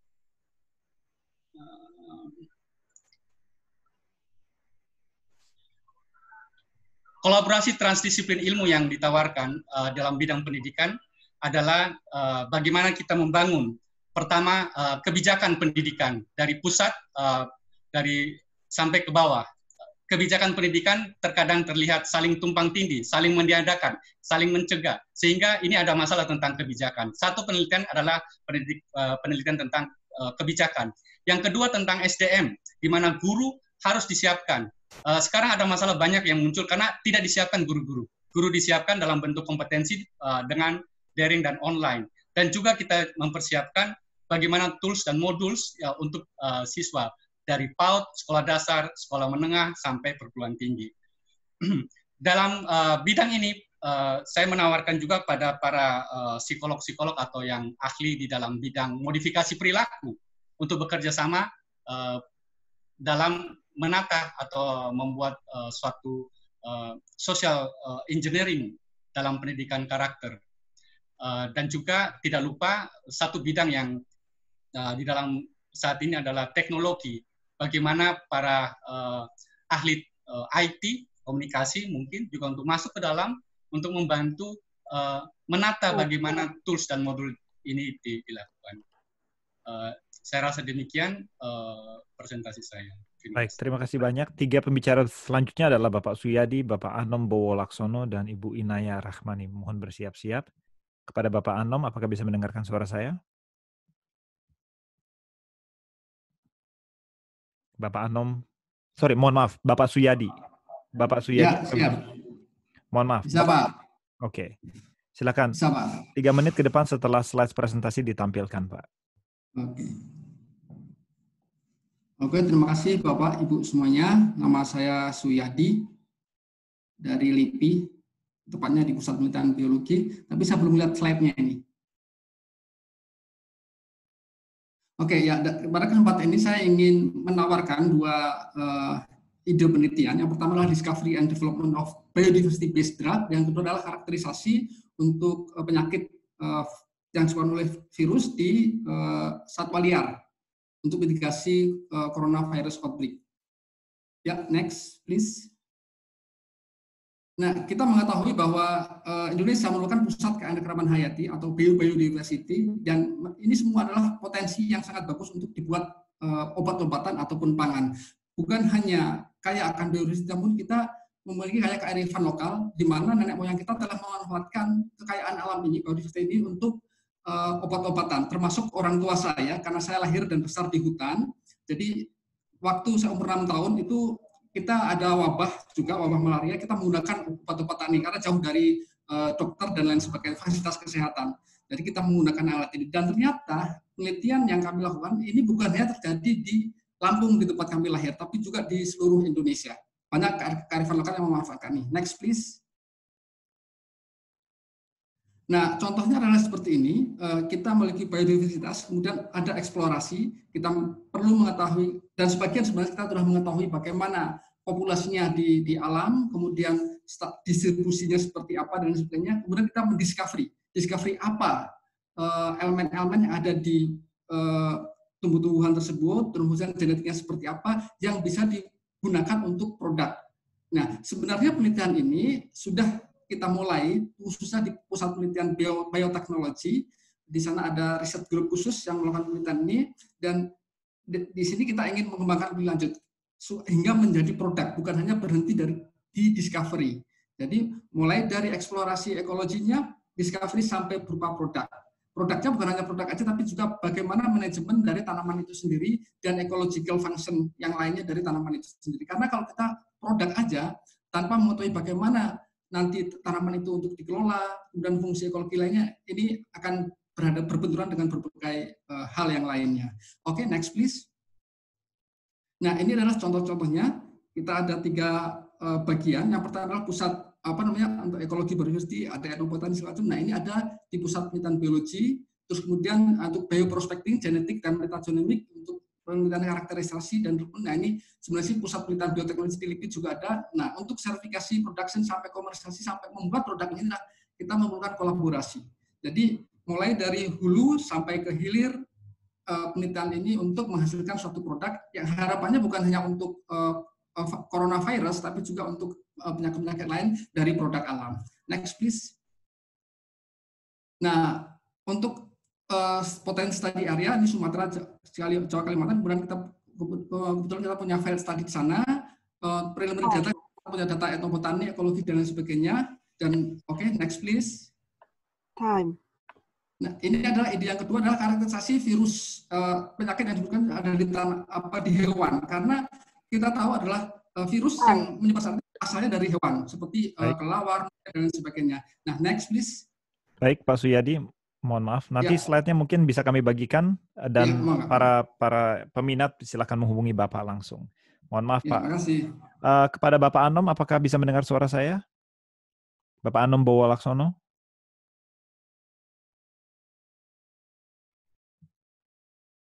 Bapak Anom? Oke, baik. Mungkin kita lanjut dulu ke Ibu Inaya. Ibu Inaya, apakah bisa mendengar suara saya? Bisa, jelas. Oke, terima kasih. 3 menit setelah slide ditampilkan. Nama saya Inaya Rahmani, saya dosen di FISIP Universitas Indonesia, saya juga Direktur Komunikasi ALMI. Atas arahan Pak Beri, Pak Sekjen, di sini saya hanya mempersiapkan rekam jejak penelitian dan profil gitu. Jadi saya baru dapat atau baru paham mengenai Rispro inovasi diaspora itu ketika mendengarkan paparan dari Pak Teguh. Jadi ada beberapa ide mungkin yang bisa saya cetuskan setelah selesai paparan. Screen saya kelihatan ya? Ya, kelihatan. Halo? Ya, kelihatan. Screen-nya kelihatan. Kelihatan ya? Oke, karena mohon maaf. Mohon maaf. Screen share hanya oleh panitia yang sedang screen share slide presentasi ini. Mohon diberikan cue kalau mau lanjut ke slide berikutnya. Sorry, mohon maaf. Lanjut ke slide berikutnya. Ini latar belakang saya. Saya menulis satu monograf mengenai pengaruh keutamaan Islam di Indonesia. Saya mulai dari sosiologi media. Boleh slide terakhir aja supaya lebih ada gambaran. Slide terakhir itu ada arah riset selama mungkin 10 tahun terakhir dan rencana 5 tahun ke depan. Dari beberapa highlight publikasi, dari pengaruh keutamaan budaya melalui moda-moda pasar, lalu ke ilmu-ilmu sosial dalam perekonomian neoliberal dan tahun yang akan datang sampai 2025, saya berencana untuk fokus pada populisme sebagai dampak dari ketimpangan sosial. Kaitannya dengan COVID adalah saya ingin membandingkan respon-respon pemerintah negara-negara Asia Tenggara, khususnya yang menarik adalah Singapura misalnya dan Vietnam, karena dengan bentuk pemerintahan dan perekonomian yang sangat berbeda, cukup tanggap menghadapi situasi pandemi di negaranya masing-masing. Jadi saya tertarik untuk berkolaborasi dan dengan skema RISPO Diaspora bekerja sama dengan peneliti Indonesia di negara lain untuk melihat variasi dan kesamaan di antara Indonesia, Singapura, Vietnam, itu hanya yang terpikir sekarang dan nggak tertutup untuk mendiskusikan negara-negara lain di masa yang akan datang. Itu aja dari saya, karena masih ada peserta ya Mas ya, sementara udah mau maghrib, jadi kalau boleh itu aja. Makasih. Baik. Terima kasih banyak. 3 peserta selanjutnya adalah Bapak Tatas Broto Sudarmo, Ibu Yuni Krisnandi, dan Ibu Dwinita Larasati. Kepada Bapak Tatas, apakah bisa mendengarkan suara saya? Ya, terima kasih. Apakah suara saya bisa terdengar? Bisa, silakan 3 menit ke depan, Pak. Oke, terima kasih. Salam kenal dari saya, Tatas Broto Sudarmo. Saya dari Universitas Majung di Malang, di Jawa Timur, Indonesia. Jadi, di sini tentang latar belakang saya, kalau rekan-rekan bisa punya HP di sana, bisa di-scan sendiri di QR code dari Orchid ID atau bisa mengunjungi website. Jadi saya sekilas saja latar belakang saya adalah membrane protein structure and function dengan kristalografi, mass spectrometry, femtosecond laser, dan juga saya lebih banyak di single molecule spektroskopi. Namun ketika di Indonesia saya membuat riset grup saya sendiri dengan fokus ke kromatografi, jadi separation dengan spektroskopi, ada UV vis, ada fluorescence, dan kami fokus di mass spectrometry. Fokusnya adalah analisis metabolites dan juga protein kompleksis itu dengan mass spectrometry. Nah, saya memang fokus di Indonesia itu tentang marine microbes dan juga indigenous fruits yang ada di sana. Next slide. Nah, ini adalah highlight dari recent research dari tahun kemarin dan juga tahun ini ya, sayang sekali tidak bisa ada COVID ya. Jadi beberapa yang sudah kita pelajari yaitu antara lain kita berhasil menemukan suatu marine coral symbiont, itu ada di Karimun Jawa ya, di Jawa Tengah. Kemudian kita juga berhasil di sana menemukan struktur karotenoid yang sangat unik, yang baru di sana. Kemudian kita publish bersama dengan rekan-rekan, kerjasama dengan Universitas Diponegoro waktu itu. Kemudian ada juga riset yang terkait dengan kita pergi ke Nusa Tenggara, kemudian ke Alor. Di sana kita temukan suatu bakteri daripada air laut di sana ternyata menghasilkan antibakterial prodiginin. Jadi kita terkait dengan structure determination, kemudian kita berhasil juga whole genome sequence dan sebagainya dengan kolaborasi. Nah, ini ada foto-foto research group yang ada di saya, ada 6 orang, 3 laki-laki, 3 perempuan, jadi pas di sana. Next slide. Ya, ini main analytical equipment yang ada di lab saya di Universitas Majung di Malang. Itu tentang fokusnya adalah memang HPLC mass spectrometry, kemudian ada gas kromatografi yang ada di sana. Kalau misalnya saya memerlukan yang lain daripada itu NMR atau yang lain, saya harus pergi ke luar negeri. Saya punya beberapa kerjasama dengan Shizuoka University, dan saya di Shizuoka University sebagai Honorable Associate Professor di sana. Kemudian juga di Osaka City University, dan saya juga bekerja dengan single molecule spektroskopi dengan Profesor Jürgen Schuler. Dia adalah salah satu postdoc-nya Profesor Mürner yang tahun 2014 dapat Nobel Prize. Begitu.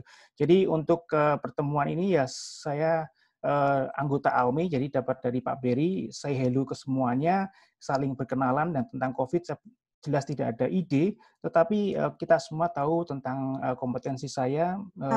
Di sini ada Mas Bima. Terima kasih. Baik, terima kasih banyak Pak Tatas. Pembicara berikutnya Ibu Yuni Krisnandi. Apakah bisa mendengar suara saya, Bu Yuni? Ya, terima kasih Pak Mas Bagus Mulyadi. Terima kasih. Silakan. Ya, saya menunggu slide saya keluar dulu. Ya, baik. Silakan. Terima kasih. Silakan, Bu. Terima kasih.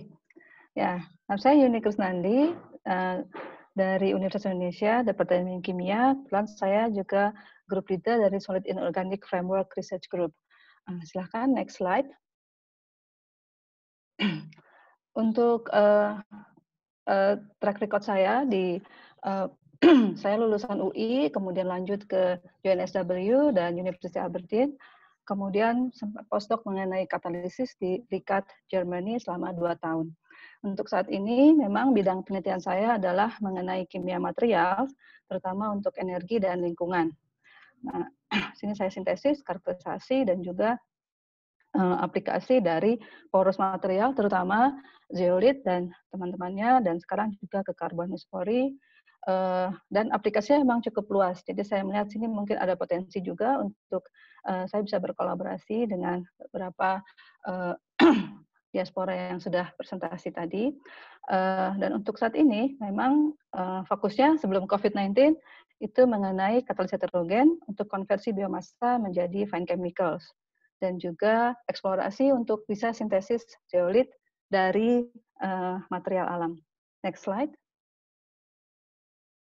Rekam jejak saya, ya saya mulai dari setelah pulang dari Jerman, itu 2010 sampai saat ini 2020, memang banyak mengenai sintesis dan korelasi material. Tapi kemudian juga saya mensupport rekan kolega saya di UI untuk sensor amonia, untuk juga bioplastik dari fisika misalnya, juga teknik mesin, bagaimana membuat desain penyerap air dari zeolit, ya, dan juga ya secara konsisten memang mengenai konversi biomas menjadi fine chemicals. Dan kemudian penelitian ini banyak didanai dari luar maupun dalam negeri. Saya pernah mendapatkan TOAS, Osaka Gas Foundation, dan juga tahun ini harusnya kita sudah mulai institutional links Newton Fund dengan Warwick University, bersama juga dengan Pertamina dan LIPI, tapi tertunda gitu ya. Dan ke depan memang terutama fokusnya tetap di material chemistry, di porous material, tapi aplikasinya sepertinya memang harus antisipasi. Sekarang ini adalah ingin juga mengembangkan bagaimana memanfaatkan material tersebut untuk pencegahan penyebaran virus corona ataupun COVID-19 dan juga mikroba yang lain di depannya. Saya kira itu yang saya bisa sampaikan. Terima kasih. Baik, terima kasih banyak Ibu. Saya mau memberikan kesempatan tadi kepada Pak Anom yang kelewat, tapi saya lihat sudah hadir. Apakah Pak Anom bisa mendengar suara saya?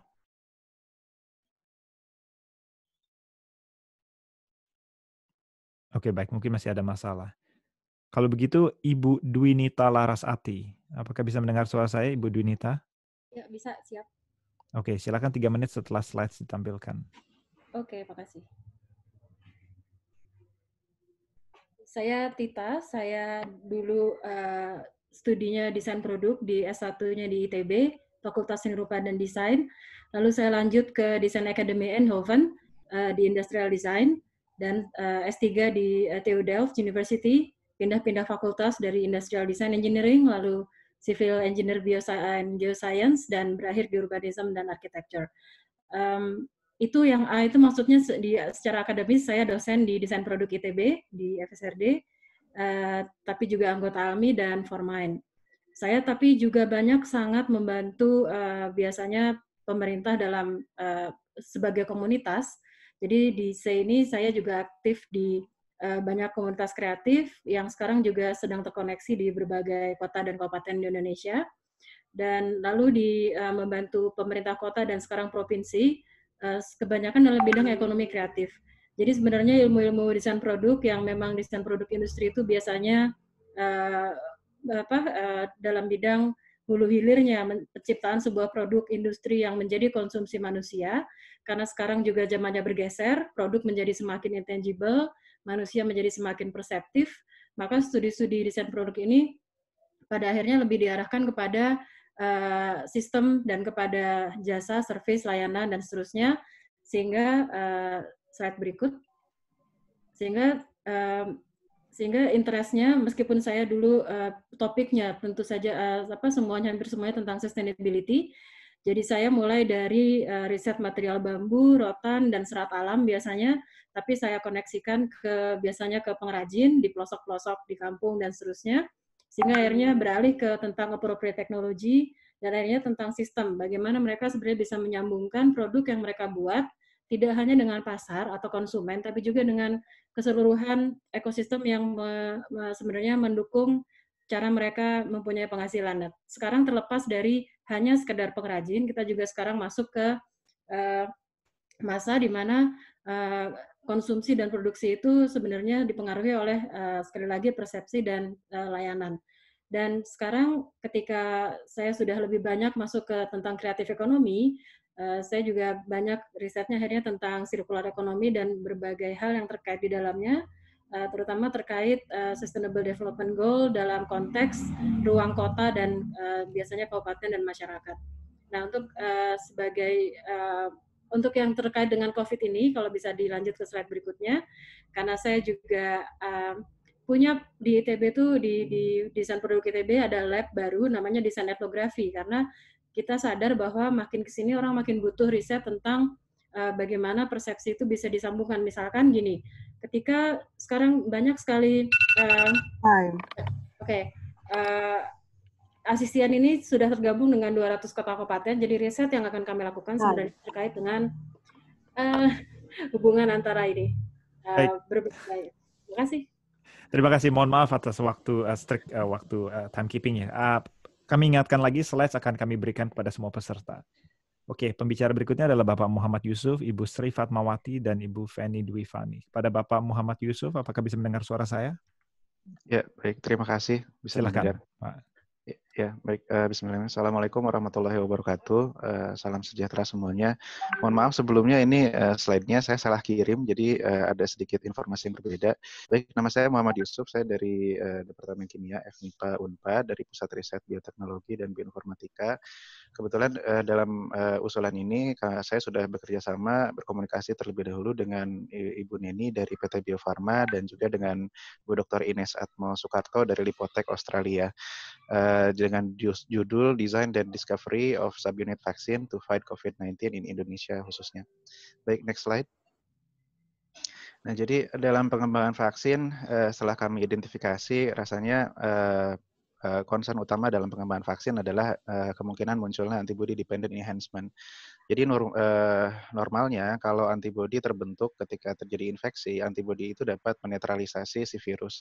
Tapi khusus di SARS dan juga SARS-CoV-2 atau penyebab COVID-19 ini, itu dia tidak menetralisasi, tapi beberapa jenis antibodinya justru malah bisa mengaktifkan virusnya dan akan memperparah tingkat penyakit. Jadi ini juga sudah pernah terbukti ketika diuji cobakan di monyet, ketika divaksinasi dengan protein base vaksin itu yang berbasis spike, setelah di-challenge dengan virus malah memperparah kondisi penyakitnya. Dan kalau kita lihat kemiripan antara SARS dengan SARS-CoV-2 ini cukup sangat tinggi, 92%, sehingga ini cukup mengkhawatirkan munculnya fenomena ini. Next, please. Jadi itu adalah masalahnya, problem. Dan ini adalah solusinya. Ini dari teknologi pengembangan vaksin ada banyak, tapi saya tidak akan fokus pada 3 yang awal ya, jadi yang tradisional, tapi kita akan maju ke vaksin modern.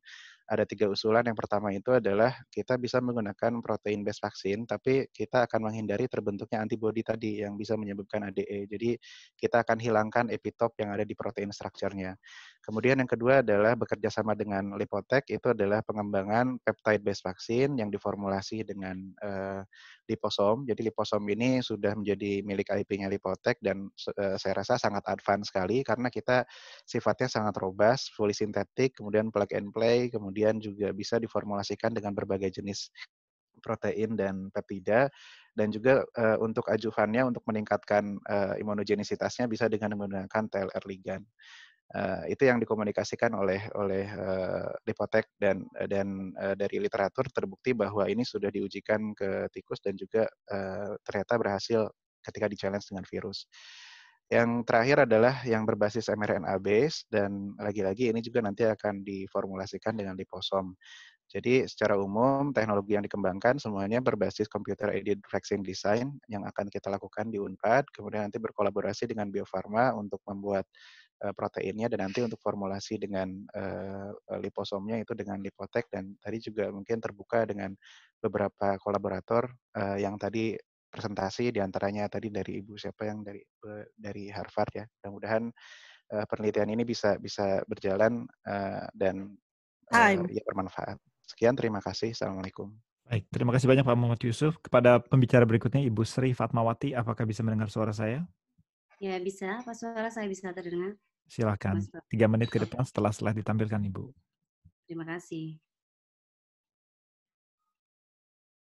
Oke, Assalamualaikum warahmatullahi wabarakatuh. Ini udah detik-detik menjelang maghrib di Surabaya.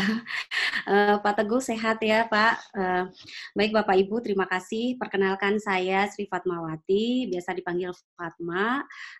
Sehari-hari saya bekerja sebagai dosen di Departemen Kimia, tepatnya di Laboratorium Kimia Bahan Alam dan Sintesis. Next slide. Di situ ada email saya, Bapak Ibu silakan.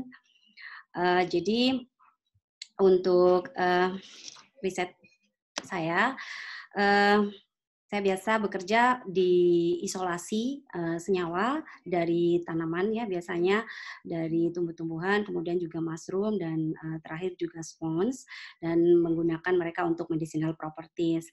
Nah saat ini saya juga tergabung di OESD, Organization for Women in Science, untuk Indonesia National Chapter, dan ALMI ya, di Akademi Ilmuwan Muda Indonesia, serta di Global Young Academy. Next slide, Mas. Oke, ini riset saya. Jadi saat ini seperti yang saya sampaikan, kami isolasi senyawa kebanyakan dari tanaman Indonesia, dan saat ini saya fokus di tanaman Indonesia dari Indonesia Timur. Karena mahasiswa saya kebanyakan dari sana ya. Saat ini saya punya 24 mahasiswa S1, S2, dan S3. Dan kami di lab memiliki banyak isolated compounds yang bisa langsung digunakan. Jadi bagi diaspora yang ingin bekerja sama, saya sangat welcome, dan juga bagi Bapak Ibu semua yang ada di Indonesia. Nah, di sini bisa dilihat di situ ada beberapa. Jadi untuk jamur, kami sudah bekerja dengan beberapa jamur karena kerjasama dengan Jepang. Kemudian untuk bahan alam juga ada beberapa. Nah, medicinal properties yang sudah kami lakukan biasanya in vitro di lab kami, itu ada anti diabetes, biasanya kami menggunakan alpha glucosidase, aldose reductase gitu ya, alpha amylase gitu, dan juga ada antioksidan, DPPH gitu-gitu ya. Ya itu yang bisa kami lakukan di lab kami. Kemudian antimikrobial, kami bekerja sama dengan lab sebelah, itu Laboratorium Kimia Mikroorganisme, itu kita punya mungkin 10 lebih ya, bakteri. Nah, kami juga kerjasama dengan UNER, itu ada anti malaria, TBC, dan lain-lainnya. Nah, kami harapannya sampai pada OHT atau finally fitofarmaka gitu. Nah, untuk riset ini, untuk riset Rispro LPDP ini, insya Allah kita akan mengajukan ide proposal tentang neglected disease, yaitu tepatnya di TBC ya. Jadi kita sudah punya beberapa tanaman itu yang sudah memiliki kemampuan untuk aktivitas anti TBC. Itu terima kasih. Baik, terima kasih banyak Ibu Sri. Pada Ibu Feni Dwifani, pembicara selanjutnya, apakah bisa mendengar suara saya? Ya, bisa. Terima kasih. Selamat sore semuanya. Terima kasih kepada Pak Teguh Raharjo dan Pak Bagus Mulyadi atas kesempatan yang diberikan. Saya mewakili tim Indonesian Young Scientist Forum. Perkenalkan, nama saya Feni Dwifani dari ITB, bidang saya Functional Genomics dan Post-Omics. Saya alumni di University of Melbourne dan saat ini menjadi staf pengajar di ITB, juga menjadi specially appointed associate professor di Osaka University, juga member ALMI dan founder dan pembina Forum Peneliti Muda Indonesia atau Formind. Pada kesempatan ini, proposal yang kami propose adalah tentang Bali's Banana Smart Village sebagai model untuk ketahanan Indonesia dari pandemik, terutama di bidang kesehatan, pangan, serta ekonomi. Lalu kenapa Bali dan banana? Indonesia adalah salah satu negara mega biodiversity dan menjadi pusat diversity dan penyebaran pisang di dunia. Bali berada pada posisi strategis di Kepulauan Indonesia, letak tengah-tengah dan menjadi pertemuan keragaman pisang dari Indonesia Barat dan Timur. Nah, berdasarkan hasil survei kolaborator kami, Bali ini merupakan daerah dengan konsumsi pisang terbesar di Indonesia dengan pangsa pasar 3 triliun rupiah per tahun. Nah, karena keunikan Bali, pisang tidak hanya untuk konsumsi, tapi juga kita ketahui digunakan untuk upacara adat setiap harinya. Nah, diprakarsai oleh ITB bersama institusi lainnya serta pemerintah daerah setempat, telah dibentuk Banana Smart Village sejak tahun 2017. Dari satu desa, sekarang setelah berkembang menjadi 4 desa.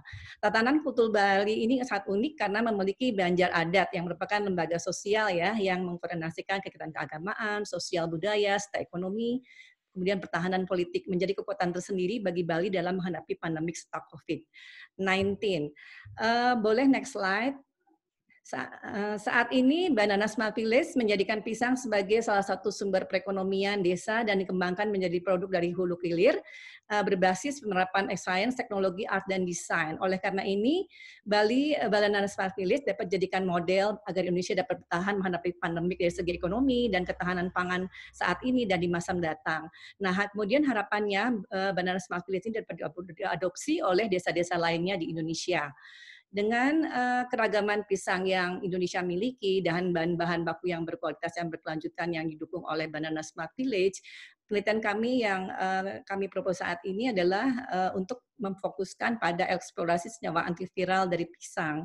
Studi awal telah dilakukan oleh Michigan University dan Hong Kong University, dirilis tahun 2014 dan 2020. Awal 2020 menunjukkan bahwa pisang memiliki senyawa antiviral terhadap Middle East Respiratory Syndrome Coronavirus dan virus influenza. Jadi tujuan penelitian kami saat ini adalah untuk memastikan senyawa antiviral dari pisang sebagai salah satu produk turunan Banana Smart Village yang dapat kemudian menjadi produk unggulan Indonesia yang bernilai ekonomi serta meningkatkan kapasitas Banana Smart Village yang telah menjadi model ketahanan pangan dan ekonomi, juga untuk menjadi next ketahanan untuk pandemi. Nah, ini beberapa anggota yang Scientist Forum dari berbagai bidang dan institusi dalam luar negeri yang sudah menyatakan kesediaan bergabung. Kami juga welcome kepada teman-teman yang berminat membantu riset. Terima kasih, itu paparan singkat dari kami. Baik, terima kasih banyak Ibu Feni. Kepada Bapak Ivan Dini, apakah bisa mendengar suara saya? Iya, bisa, tapi saya... maaf, Ibu. Silakan, 3 menit ke depan setelah slide ditampilkan. Baik, terima kasih, Pak.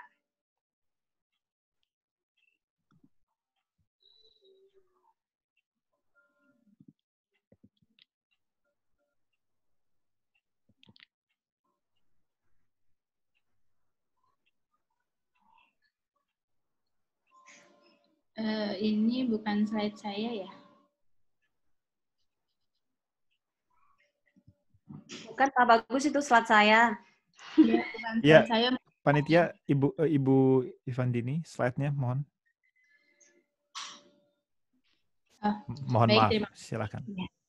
Nama saya Ivandini, saya guru besar dari Departemen Kimia Universitas Indonesia, dan saya juga adalah group leader dari Bio and Physical Electrochemistry Group di Departemen Kimia.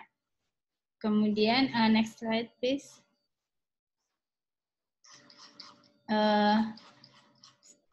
Saya lulus dari Universitas Indonesia untuk undergraduate dan master, dan kemudian melanjutkan PhD di Tokyo University, dan kemudian melanjutkan postdoc di Keio University, dan sampai sekarang menjadi pengunjung tetap Keio University setiap tahunnya sekitar 1 atau 2 bulan. Dan umumnya penelitian saya adalah tentang elektrokimia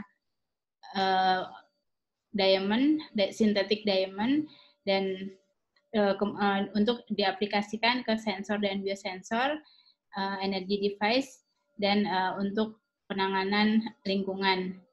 Next slide, please. Jadi, secara garis besar, ini selama 10 tahun terakhir ini yang saya lakukan adalah memodifikasi synthetic diamond untuk digunakan sebagai ozone generation, kemudian berbagai sensor termasuk logam, kemudian material biokimia dan obat-obatan, juga untuk analisis BOD untuk kualitas lingkungan. Di bawah saya berikan beberapa publikasi saya. Kemudian selanjutnya saya juga mempelajari electrochemiluminescence dari diamond dan beberapa material lainnya untuk aplikasi di sensor dan biosensor, juga untuk fuel cell dan reduksi CO2. Selanjutnya yang ingin saya kerjakan adalah masih melanjutkan topik yang sama, tapi diperluas dengan menggunakan material berpori seperti karbon dan mungkin diamond berpori, serta metal berpori untuk biosensor. Terkait COVID-19, saya tidak memberikan proposalnya karena saya pikir memang tidak memberikan rancangannya karena saya pikir tidak diminta, tapi secara umum yang ingin saya kembangkan adalah biosensor untuk COVID-19, tapi karena pengembangan dengan antibodi kelihatannya sulit, maka akan dilakukan dengan obat-obatan dari bahan alam. Demikian yang bisa saya sampaikan. Terima kasih. Baik, terima kasih banyak Ibu. Sebenarnya masih ada lagi Bapak Sabar dan Bapak Ahmad Rusdan, walaupun saya belum melihat apakah sudah hadir di sini. Saya berikan kesempatan lagi pada Bapak Sabar, mungkin apakah sudah hadir? Oke, baik. Baik, kalau tidak ada mungkin berarti Ibu Ivandini adalah yang pembicara terakhir. Kita memiliki banyak pertanyaan di grup chat, tapi Pak Teguh juga sudah aktif sekali untuk menjawabnya, jadi beberapa sudah sangat baik dijawab. Saya sadar bahwa waktu sudah mendekati waktu buka di beberapa bagian dari Indonesia. Mungkin satu pertanyaan yang bisa saya sampaikan dari grup chat dari Bapak Dadang. Pertanyaannya adalah, kalau dalam proses submission ke Q1 atau Q2, apakah bisa diperhitungkan? Jadi untuk memenuhi syarat minimal 3 untuk Q2. Jadi si penanya bilang apakah kalau dia punya Q1 itu bisa dijadikan sebagai leverage, biarpun tidak memiliki 3 untuk Q2. Ini pertanyaan yang sangat teknis sekali. Apakah Pak Teguh mungkin bisa memberikan respon? Kalau masih ada Pak Teguh?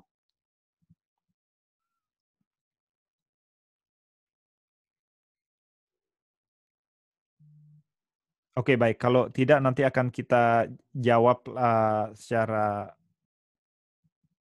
private.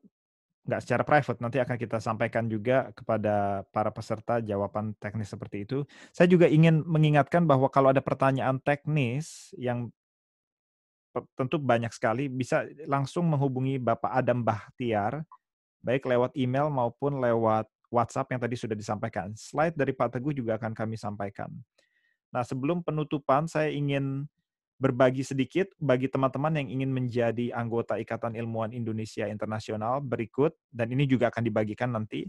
Berikut adalah step by step, langkah-langkah yang bisa dilakukan untuk menjadi bagian dari anggota. Dan tentu sebagai anggota, kita akan mendiseminasikan kesempatan-kesempatan matchmaking ataupun kolaborasi antara diaspora dan counterparts di Indonesia pada masa-masa ke depan. Oke, baik. Kita relatif tepat waktu, dan dengan demikian kami dari Ikatan Ilmuwan Indonesia Internasional bekerja sama dengan ALMI, IYSF, dan Formind mengucapkan terima kasih sebanyak-banyaknya kepada teman-teman yang sudah ambil bagian. Terima kasih. Akan juga kami upload recording dari acara matchmaking ini di YouTube. Oke.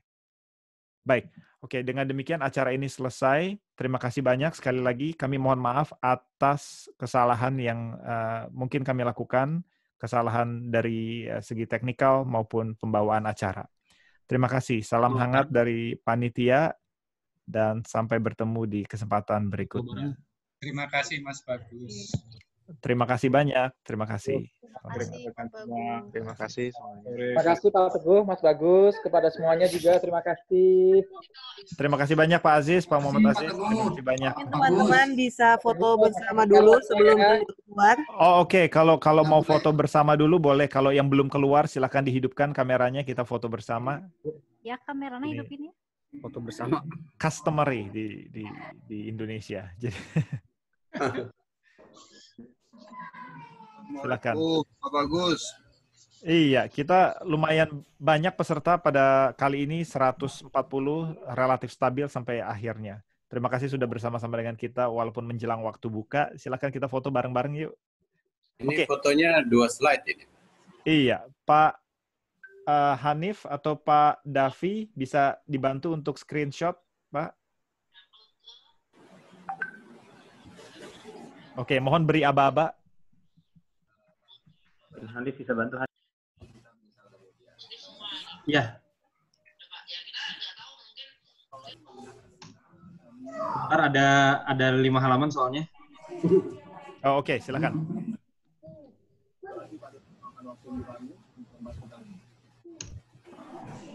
Ntar sedikit lagi.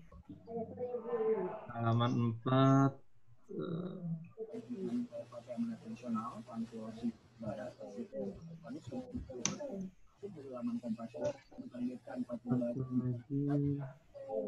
Sudah, Pak? Sudah, terima kasih. Sudah, terima kasih banyak. Salam hangat. Assalamualaikum warahmatullahi wabarakatuh. Selamat berbuka. Sampai bertemu lagi. Waalaikumsalam warahmatullahi wabarakatuh. Terima kasih, Pak. Salam. Baik.